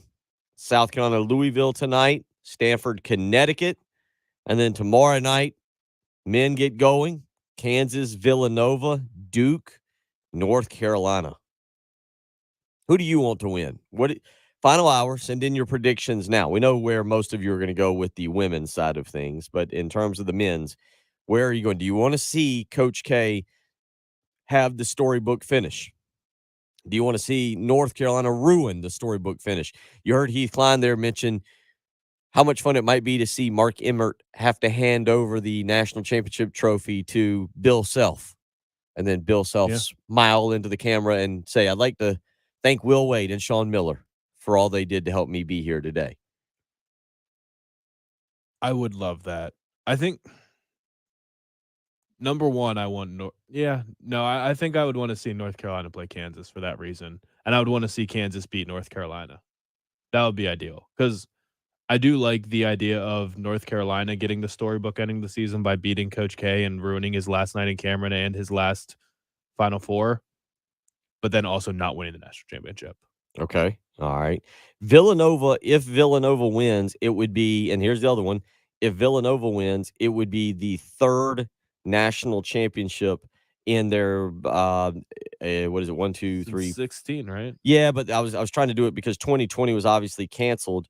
So it would be the third since 2016. So again, it would be the third in the last 6 tournaments is what you got to say. For the last 7 years, but the last 6 tournaments. 50% of the last 6 championships would be Villanova. And that's a pretty sound resume there. That's dynasty. That's a dynasty. Well, and that's where I'm going with this. You mentioned earlier about Jay Wright and where we now put him in the pantheon, the echelon of college basketball coaches.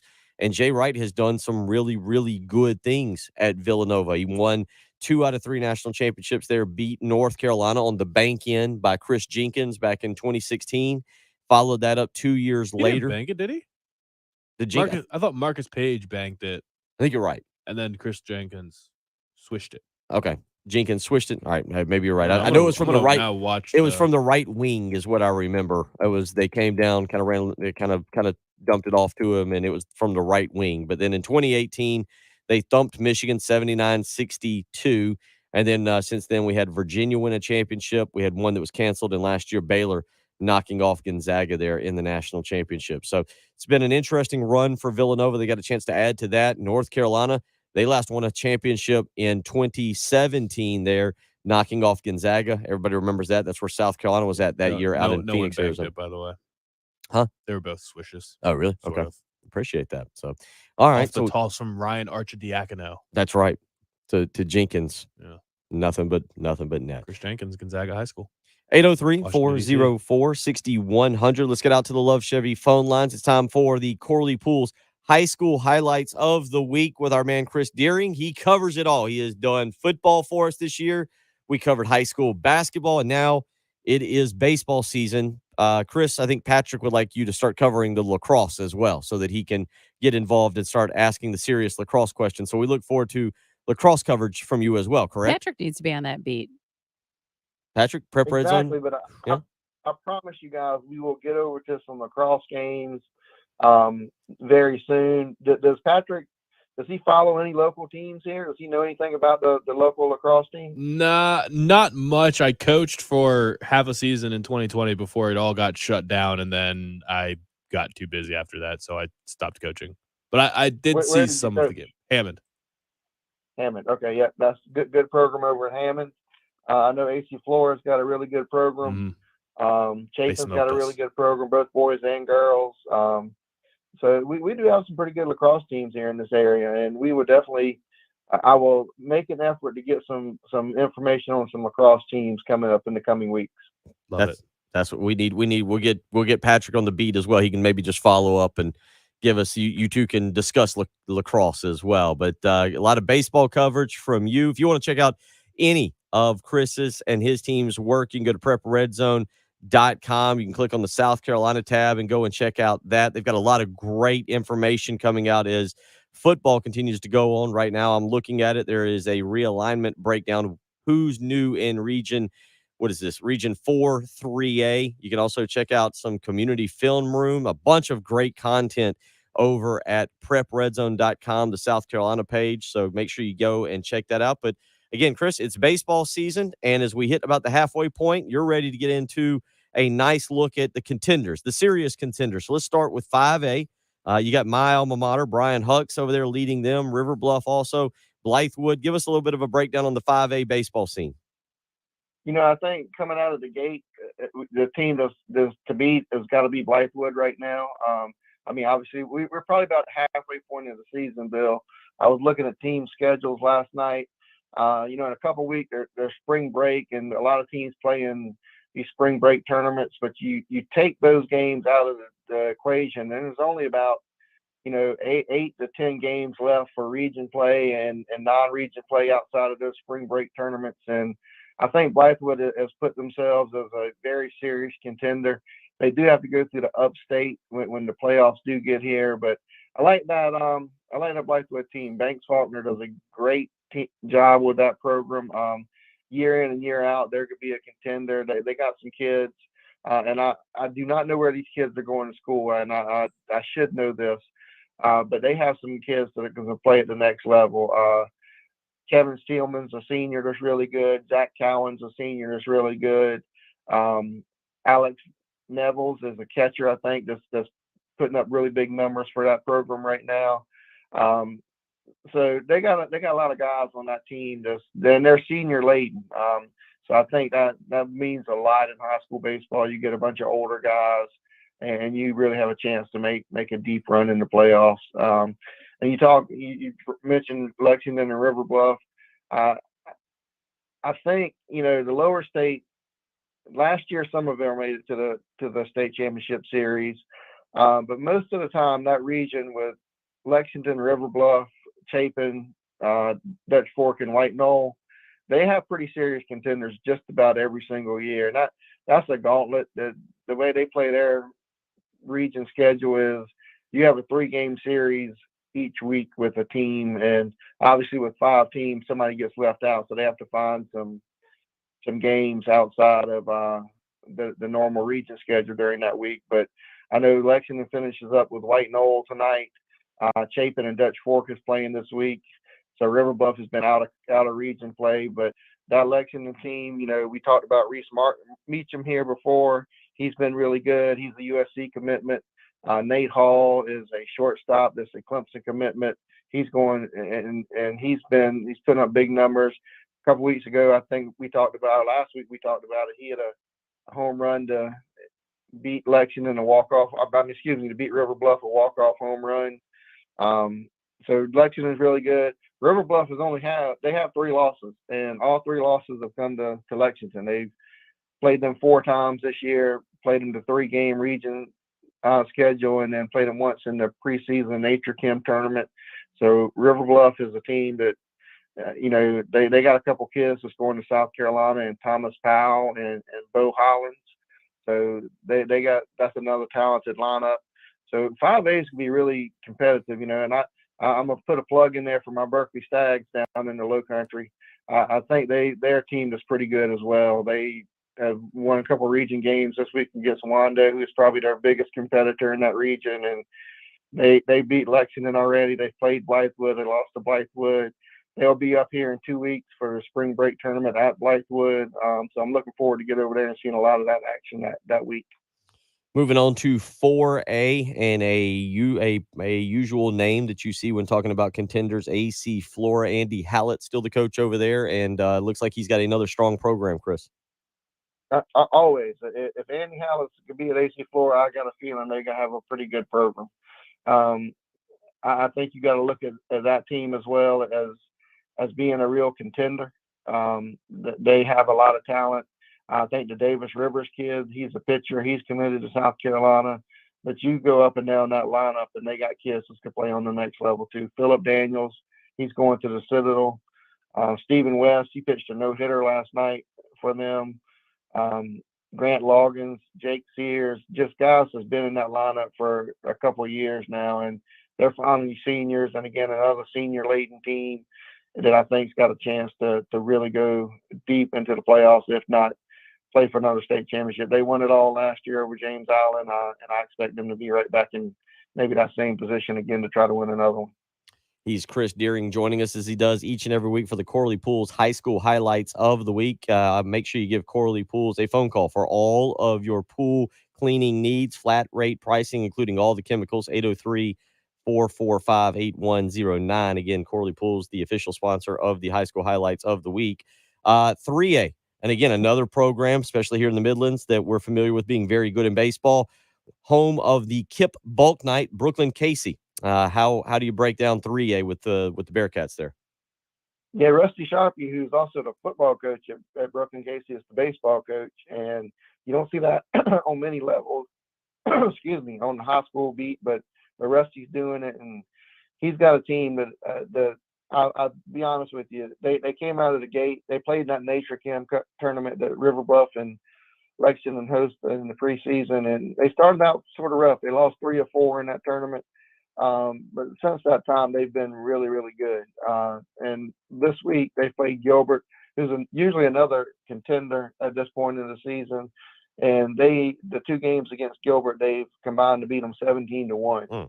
And that don't happen often. So, and I can run through some names on this team. Parker Murgo's been really good. Skylar King, he's going to West Virginia to play baseball. He's been really good. BJ Hathridge is another pitcher they have that's really good. So that Brooklyn Casey team, I think they have a chance. I know I talked to Rusty right at the end of basketball season, and he was a little bit worried about his pitching, but I think that's sort of falling by the wayside. You play 2 games against a really good Gilbert team and hold them to 1 run. That's pretty impressive. So I think he's got his pitching worked out a little bit, and so that could be a team. It's been a while since Brooklyn Casey's been a factor in the playoffs, but I think they could be back this year and really make a deep run, get out of the district, and maybe into a lower state final. Oh, you see this, Patrick? We get a nice right now text message from George. We appreciate this. See, you mentioned something like this, Chris. George texts and he says sends us the Falcon Lacrosse Invitational. It'll be on Watch Fox 57 today, 5:00. Philip Simmons versus AC Flora girls, and then at 6:30, JL Man versus the AC Flora boys. Chris, we're covering it all here. Well, he said it's the first high school lacrosse games in South Carolina history to be televised. That's awesome. Yes, I saw Twitter yesterday. Actually, that is correct. That's awesome. Well, congratulations. Growing the game. It's beautiful. Thank you to Fox, and thank you, George, for sending that in. So it's the Corley Pools High School Highlights of the Week, where we try and highlight, as we just said, all of the high school events going on. We bring in the best. And Chris Deering, make sure you follow him on Twitter at cdeering82. Talking a little high school baseball right now. And 2A, Gray Collegiate, who's pretty much got their hand to just about everything now. We've talked about him in football. We talked about him in basketball. And, Chris, they look like another favorite in 2A baseball as well. Yeah, they can make it in the trifecta. They've already won in football, already won in basketball, and this team, they lost their first game this week down to Oceanside Collegiate in a 1-0 contest, and those 2 teams are ranked 1 and 2 in region in Class 2A. So that might be a preview of something we're coming to see later in the season. But that team again, Charlie Assey, who coached at Brooklyn Casey, and it's the dad. There's Charlie Assey and Charles Assey. I think the dad goes by Charlie. He's coach of the Gray Collegiate. He's been around baseball for a long time in this area. He's won state championships, and he's sort of built that Gray Collegiate program up in the last three years or so. And they got a bunch of kids too that's over there that's really good. Landon Turner's really good. Savion Smith, Brent Stukes, a pitcher that's been really outstanding for them. So I think Gray Collegiate is another team again, I think when people look at Columbia area schools, they think basketball first, but baseball's been really good over the years, and I think that's going to continue this year with a lot of teams playing deep into May whenever we get to those playoffs. Final one to get to here this morning as we talk about it. It's the Skeeza level, Hammond, Cardinal, Newman. Again, local teams that you wanted to highlight. Yeah, absolutely. We've spoken about Hammond already this year. I highly suggest, and you only got about a month left, a little over a month probably. But if you want to get out and see a kid that's probably going to be drafted in the first or second round, Tucker Toman's who you want to go see. He's an LSU commit, but I don't know if he'll ever see a college baseball field. He's that good. He's a switch hitter. He pitches some for Hammond. He does a little bit of everything, but he's not the only player they have. Cannon Dorsey's been really good this year. And oh my goodness, the shortstop is escaping me right now. Jack Weston. He's been really good for him. So that Hammond team's really good, but I think their biggest competitor in Skeeza ranks has got to be Cardinal Newman. That's where Charles Assey is coaching. He's built that program into a really powerhouse the last few years. It would not surprise me one bit if we have a Hammond Cardinal Newman Skeeza final in baseball. I think anybody that looks at that Skeeza landscape, that's probably what they're thinking right now. Those teams have not played yet this year. They still are scheduled to play later on this coming month, and this could be. I live right across the street from Hammond, basically, and I'm definitely gonna try to get to one of those games whenever they play. He's Chris Deering joining us as he does each and every Friday at this time for the Corley Pools High School Highlights of the Week. Before I let you out here, transition back to football for just a second. Your thoughts, Batesburg, Leesville.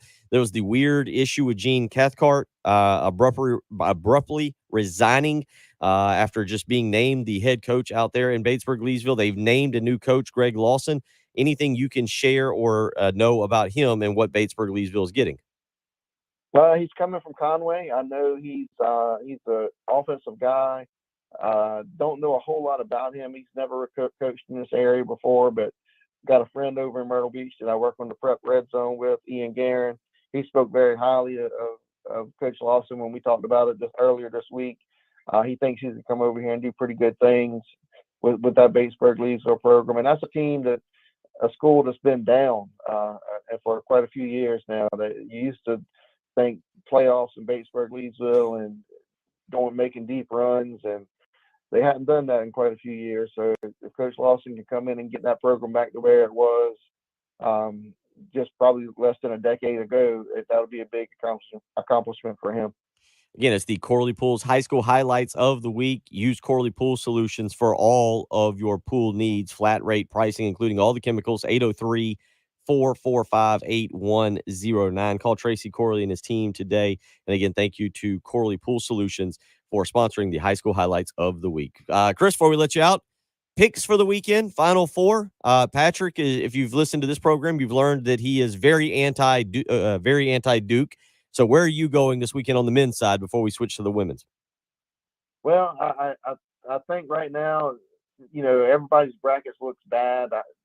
My bracket did have Kansas as the champion, so I'm going to stick with that right now. I think we probably are heading for a Kansas-Duke final, but that North Carolina team is playing really good. But I know I heard Patrick talking earlier on my drive-in that he's tired of Coach K. He's ready for Coach K to go off into the sunset. But I almost think there's got to be something in place to get him into that championship game on Monday night.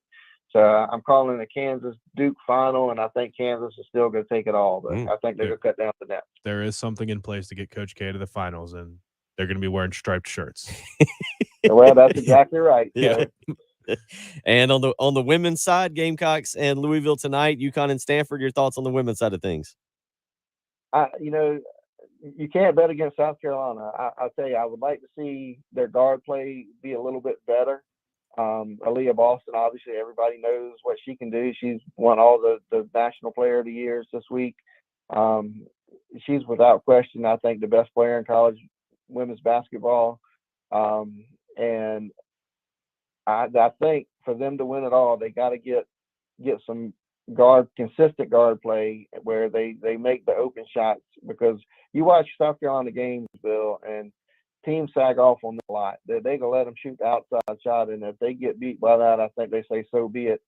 So I think some of those guards, Destiny Henderson and Zaya Cook, they got to make some shots this weekend. But I think Sunday evening, I think I heard Heath on my way in too. I think he's gonna be doing a pregame show on Sunday afternoon, and I think the Gamecocks are cut down another net and get Dawn Staley her second national championship.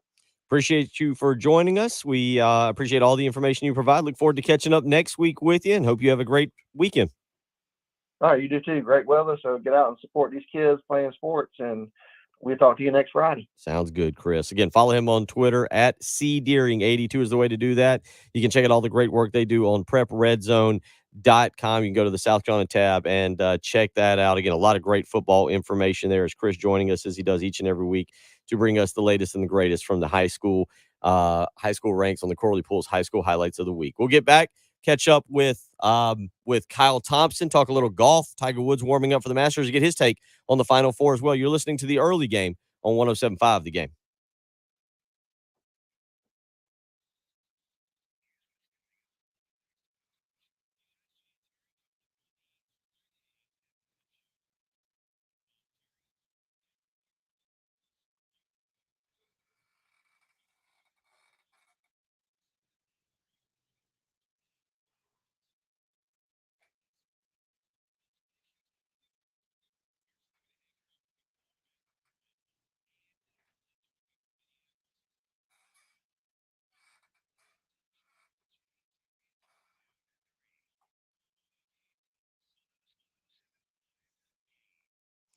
Tell you what, it is that time of the year where you want to get outside and live the best life possible. And the way to do that, if you're suffering from joint pain or you've had issues with your shoulders, hips, or knees that's been preventing you from getting outside and hanging out with the kids or doing yard work, best way to get back into shape is with QC Kinetics. I'm telling you what, they are there to make sure you get those issues filled with natural biologic agents that will help heal joints, tissue, muscle, whatever it may be, and they can all do it with no downtime, with no surgery, with no addictive pain medications. So call QC Kinetics today for a free consultation. 803-281-6860. That's 803-281-6860. Again, if you have had nagging pain in your knees and your hips, your shoulders, or back, and you've just worn out of the steroids and the pain medications, if people are telling you surgery is your only option, don't listen to them. Call QC Kinetics today for either a second opinion or a free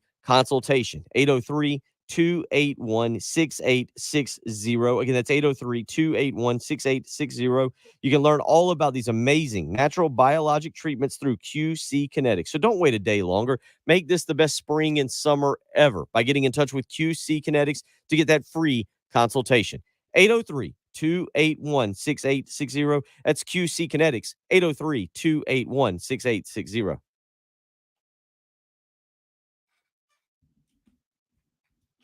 Did you see Trey Hannibal? I didn't even see that until just now. Yeah, Trey Hannibal's going to LSU. Yeah, basically looks like Murray State's team is transferring to LSU. Yeah. Well, the good ones. Good for Trey Hannibal that he was considered.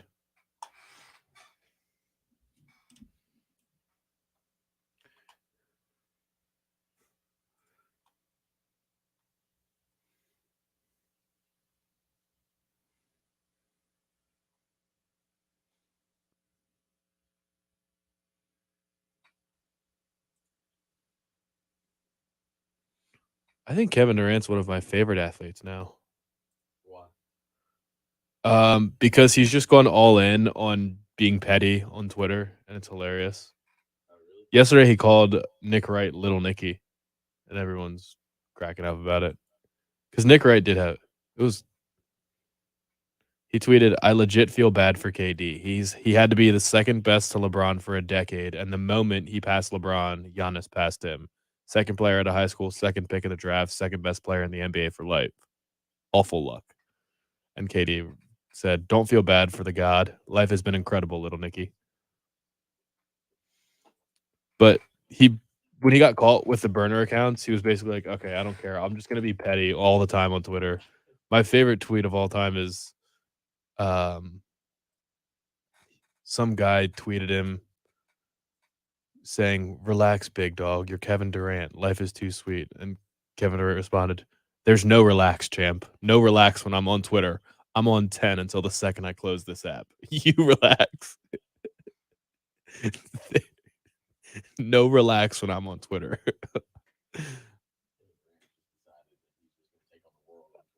Yeah, I mean, he's just gonna roast everybody.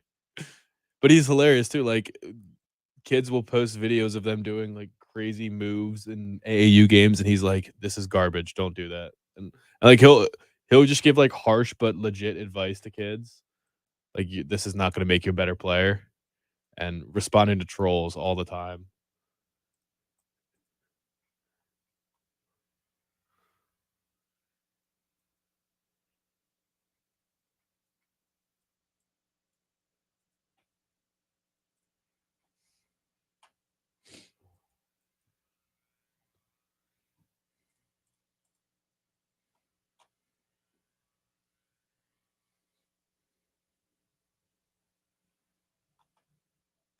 Yeah, Trey, I mentioned that yesterday. We're about, 3.5 hours away to find out who we're going to play in 7 months.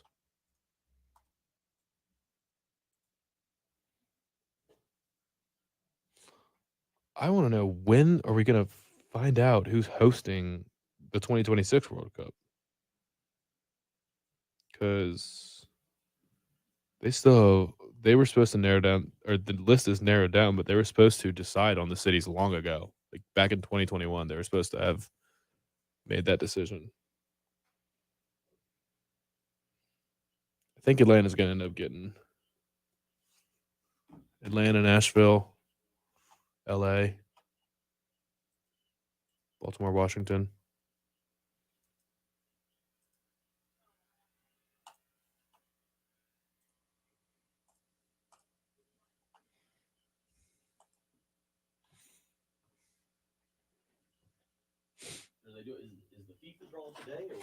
Yeah, so at noon we'll get the groups announced.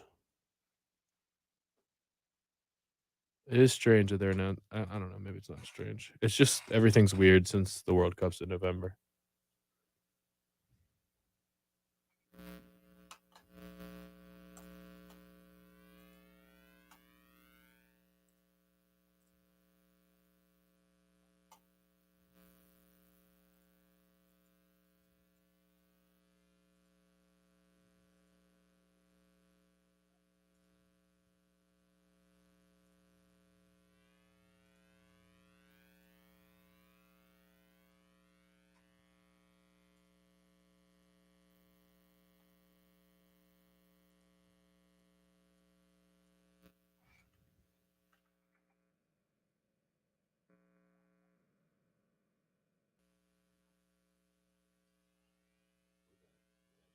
Yeah.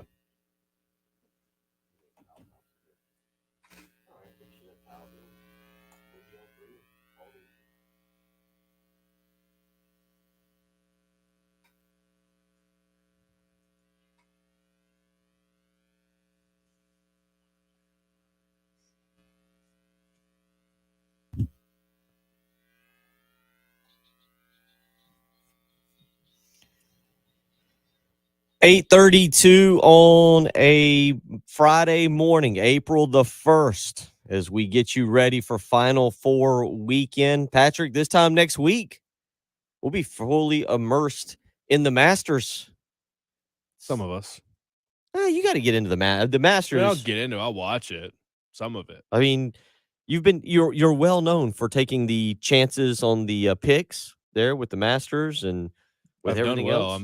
I'm definitely up in my lifetime golf betting. Okay. All right. That's a good place to be. So, yeah, the Masters next week. And Spieth. I'm betting Spieth. Betting Spieth. We'll catch up with Cal Thompson here in just a second as he will join us to give the breakdown. A couple things there. We'll also get his take on the Final Four. But, yeah, Masters next week. And then that will be followed up by the RBC Heritage that takes place down in Hilton Head. Again, I'll remind you, you can head over to 1075 The Game to enter to win a pair of VIP access tickets to the RBC Heritage on Thursday, April 14th, with Buford Lending in their 18th Fairway VIP tent. Again, you can go over to 1075thegame.com, enter to win a pair of VIP access tickets to the RBC Heritage on Thursday, April 14th, with Buford Lending in their 18th Fairway VIP tent. Buford Lending thanks you for shopping your rate with them. They also thank you for listening to 1075 The Game. I think we also thank you for listening to 1075 The Game. Yes, we are very appreciative.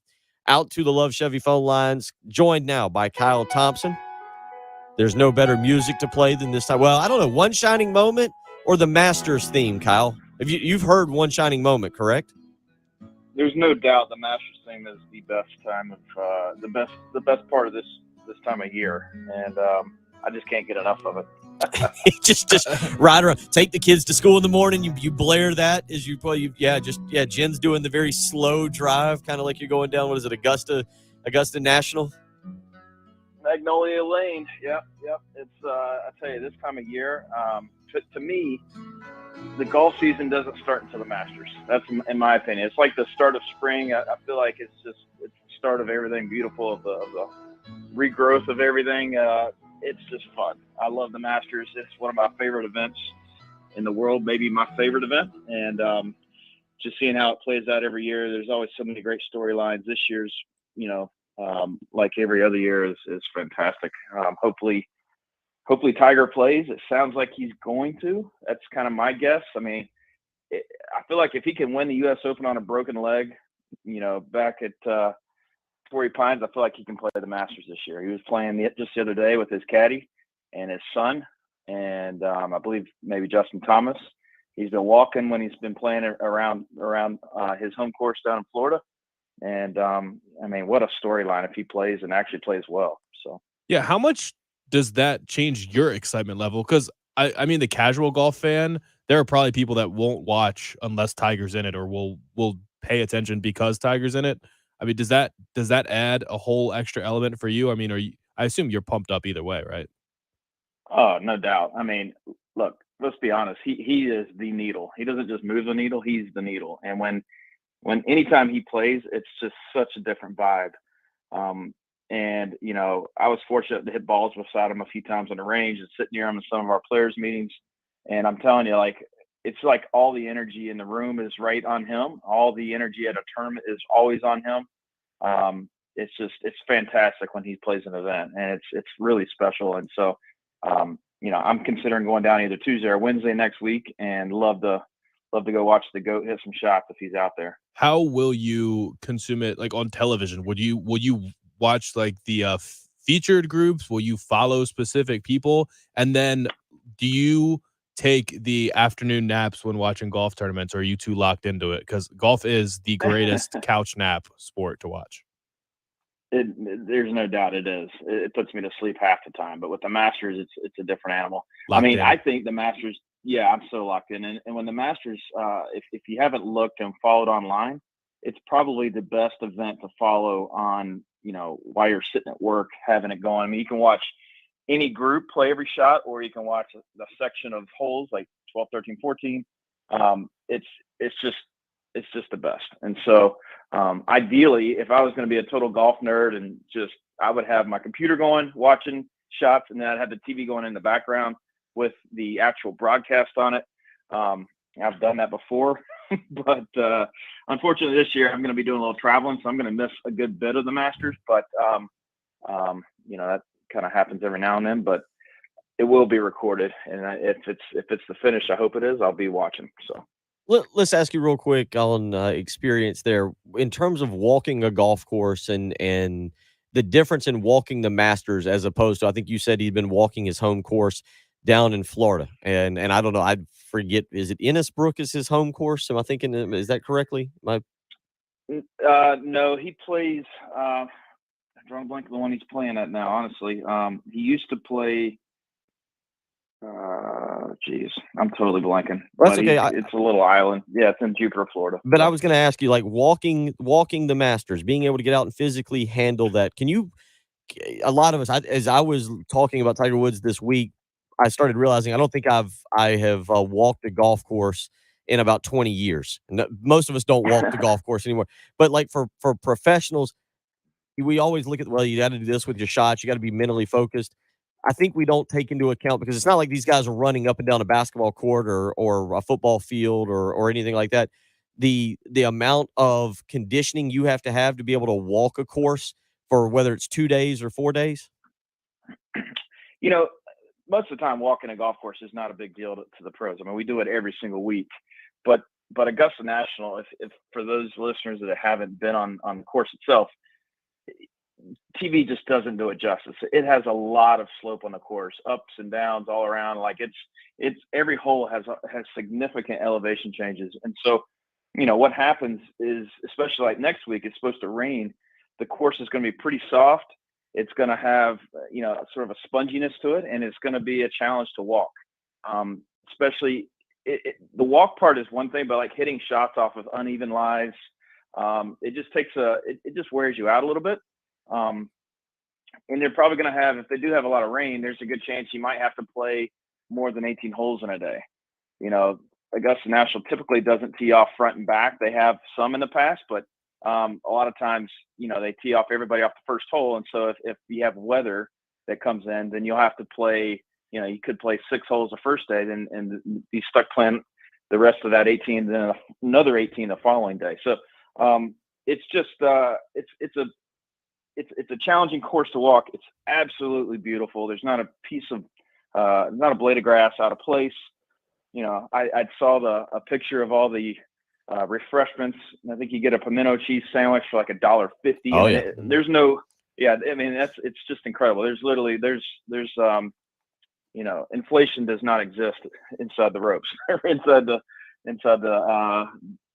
golf course there. So it's going to be an exciting week. Hopefully Tiger plays. If he doesn't, you know, there's still a lot of other great storylines, but it would be special if he plays. Well, Medalist is the home course for Tiger. Have you played that? I've just heard it a bunch of times because I've heard people saying this week that it's night and day from Augusta because it's very flat.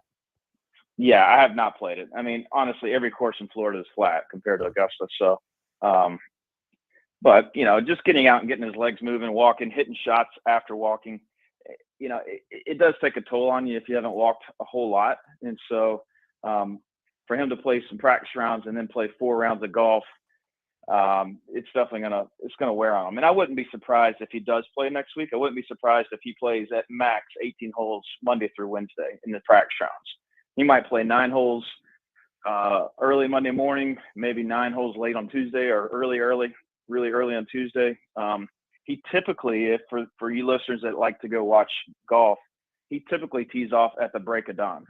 So if you wanted to see him play, if he is going to be playing in the tournament, I would get there extremely early when the gates open so you can maybe catch a couple holes. He's Kyle Thompson, joining us as he does each and every week for our PGA Tour breakdown. Again, you can follow him on Twitter at Kyle Thompson PGA. Let's transition to what's going on currently. And one of the guys that has become quite the storyline, especially after last week, Scotty Scheffler. And Kyle, this guy, is it fair to say he's come out of nowhere? He's a young guy, 25 years of age, but he's won 3 times so far on tour. The last 2 majors he played in, the U.S. Open and the Open Championship, he had top 10 finishes. And it looks like Scotty Scheffler is ready to join some of the other young up-and-comers and be a force on the PGA Tour for the next several years. What do you see in his game? What do you see in him that lends him to maybe being in contention for his first major ever next week? Well, it's been a meteoric rise of Scotty Scheffler. I played with him in Reno back in 2018.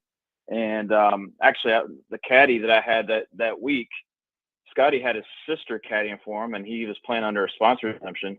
And my caddy and Scotty hit it off. And when I quit playing full time, he ended up going to work for Scotty and played really well with him over the last couple of years. And, you know, what Scotty does really well is he drives the ball pretty straight. He hits the ball, you know, solid and all that, but his short game is fantastic, especially for a guy of his size. He's like 6'3". He's a big kid, and he has incredible touch around the greens, and he just seems to be making everything right now. Sort of like when Tiger is at the top of his game, he made all the putts that you need to make to be in contention, and he seems really unflappable. Seems very comfortable in his own skin, and so you know, I wouldn't put anything past him right now as far as playing well at the Masters. He's got a lot of talent, and these young guys coming up, the Scotties, the Jordans, the Justin, Thomas, all these guys are so prepared when they come out of college, and they're just ready to win. They've got a lot of confidence, and experience. What used to be such a key part of the game isn't as important now as I feel like it used to be. I mean, I think a lot of that's changed since technology has helped them with their golf swings, has helped them understand how to hit the ball in the most effectively way possible with the TrackMan technology. And they're just ready to go. And it's been really impressive what he's done the last 9 months to a year. What do you see as Patrick likes Jordan Spieth? Have you already said that you're in on your Jordan Spieth pick for next week, or was that just an off the cuff response? No, that was just because Jordan Spieth has made me more money than any golfer. Okay, all right. So I just have a little bit of loyalty to him with my pocketbook. We'll get your final picks next week, but going into the Masters, who do you see? Scheffler certainly got to be one of them the way he's played, but who else do you see right now really ramping up their game that whether they're in the Valero Open this weekend out in Texas or a guy who's taking a weekend off, who do you see really ramping up that appears to be getting hot at just the right time? I would say Dustin Johnson. I think he would be a great pick.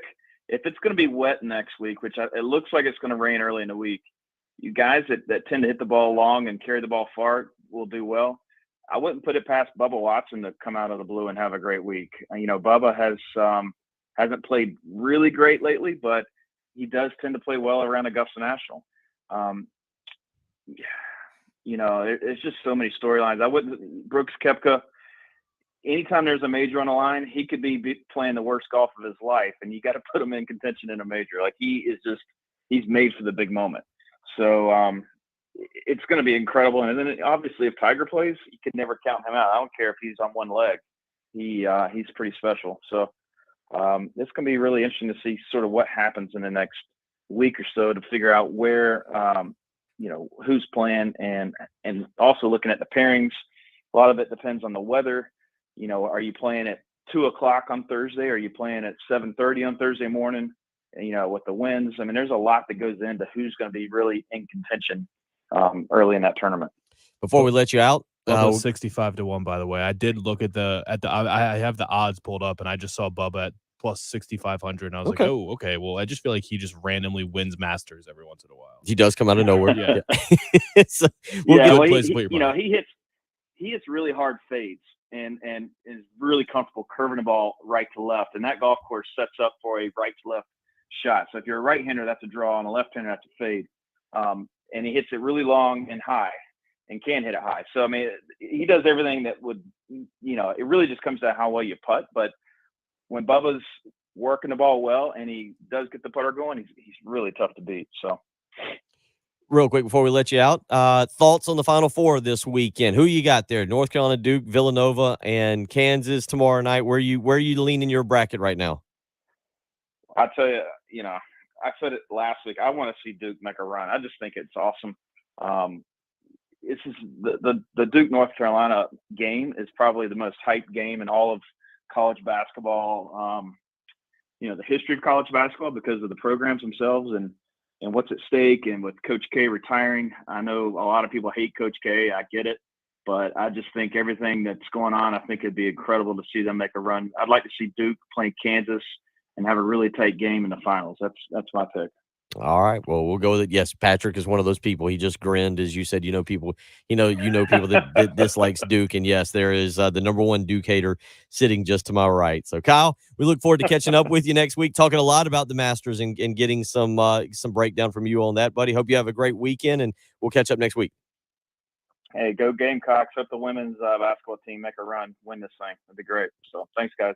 Take care. Kyle Thompson. Make sure you follow him on Twitter at Kyle Thompson PGA. Again, as you hear him breaking down some of that. And again, Patrick, just some of the experiences he's had with the PGA in the last few years and playing with Scotty Scheffler, who's come out of kind of nowhere to become the world's number one in golf. We will wrap up this program when we return. Official predictions, what you want and what you expect. What I want and what I expect. Yeah.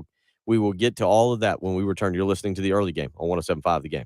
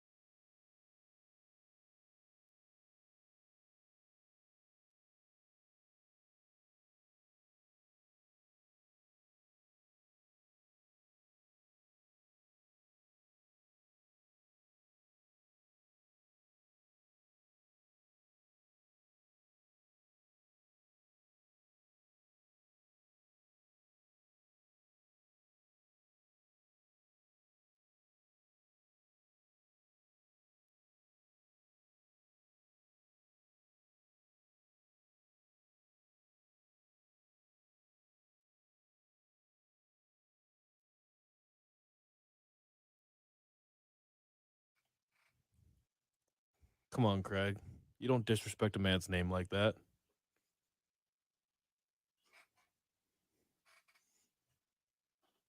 Disrespecting his parents, disrespecting his family. He's proud to be a Brooks.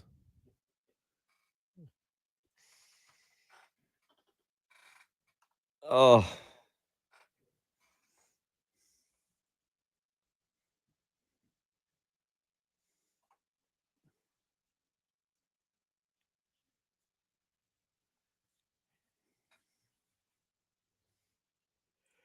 Oh my goodness.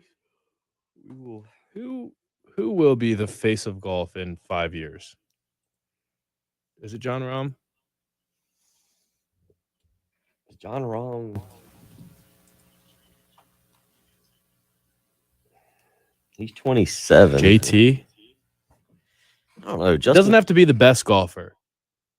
Just the face of golf. Yeah, because it's not going to be Scotty Scheffler. He's not, and it's not going to be Patrick Cantley. They're just not. They're not recognizable enough.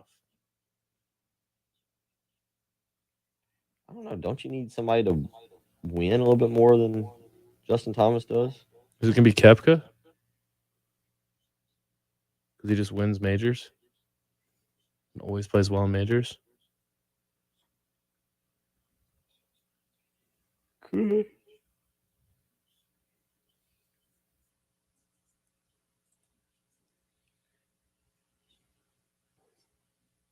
Oh, so you are just attacking people's names now. Yeah. Yeah, so mean. Oh, but no, they should not take Kenny Pickett. I don't think. I think if they don't get probably Malik Willis, and I wouldn't take him anyway.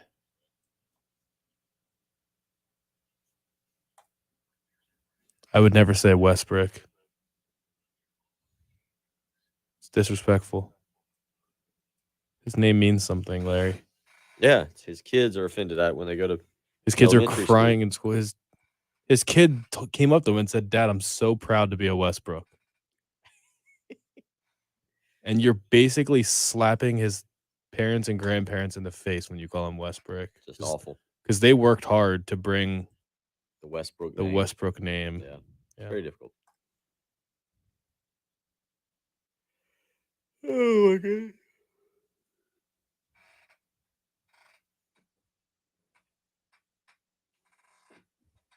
Trey's having a good time.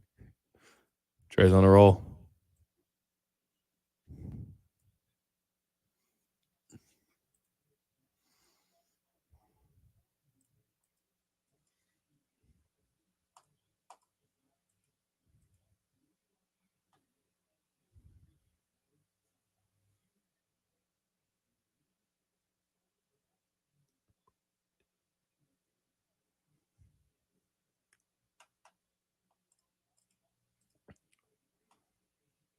All right, Bill, we're going to have to go fast with this. We're only going to have a minute left.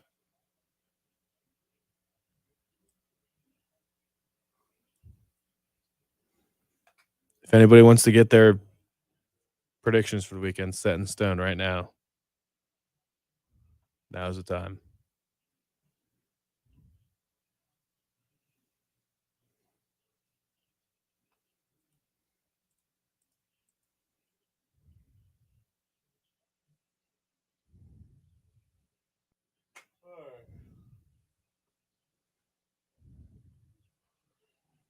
We're going to see if I can make it to the grocery store. If not, it's going to be one of those days where I order groceries and have them delivered. I've never done that. I've done it once or twice. Oh.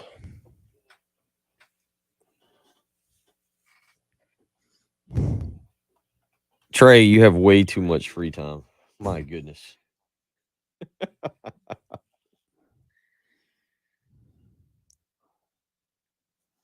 RL, where have you been? You just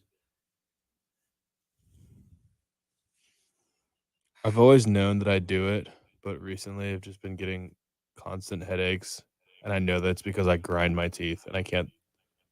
It's a bad habit that I'm trying really hard to stop doing.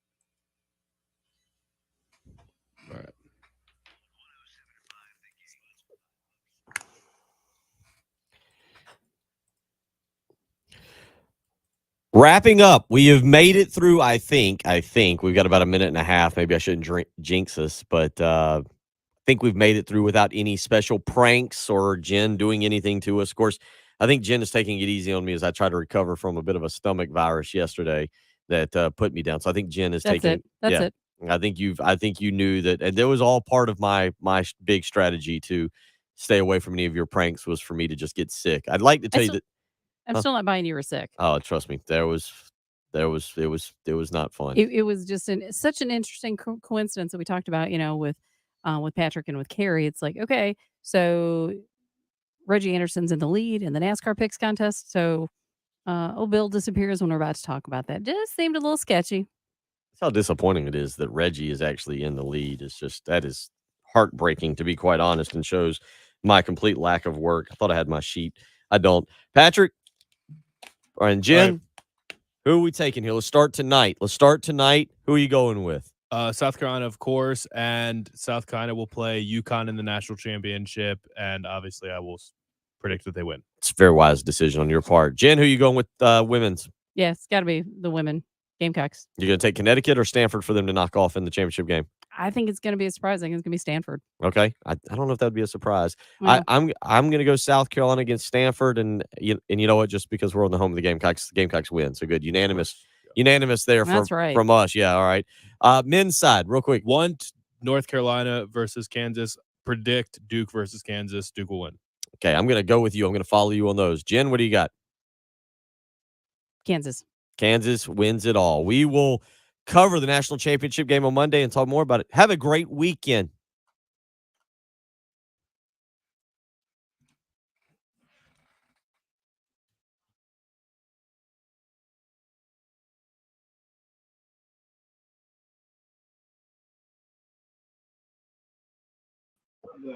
All right. Here's an April Fool's Day joke. Yeah, okay. What?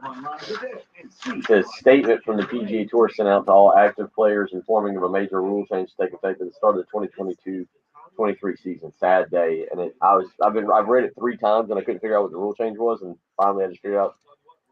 So the purpose of the memorandum is to inform members of the PGA Tour champions, and Corn Ferry Tour effective at the start of the 2022-2023 season, caddies will no longer be permitted. Specifics of the rules include players are now fully responsible for carrying their own bags for all tour sanctioned events. I've read it 3 times. April Fools. So, all right, everybody. Would I have hated Coach K if he was the coach of my favorite team growing up? No, Larry, obviously not. Bad question. Thank you, though. I don't know why it's making that noise, but we'll see y'all on Monday. Hopefully we've got a national championship to talk about. Everybody have a great weekend.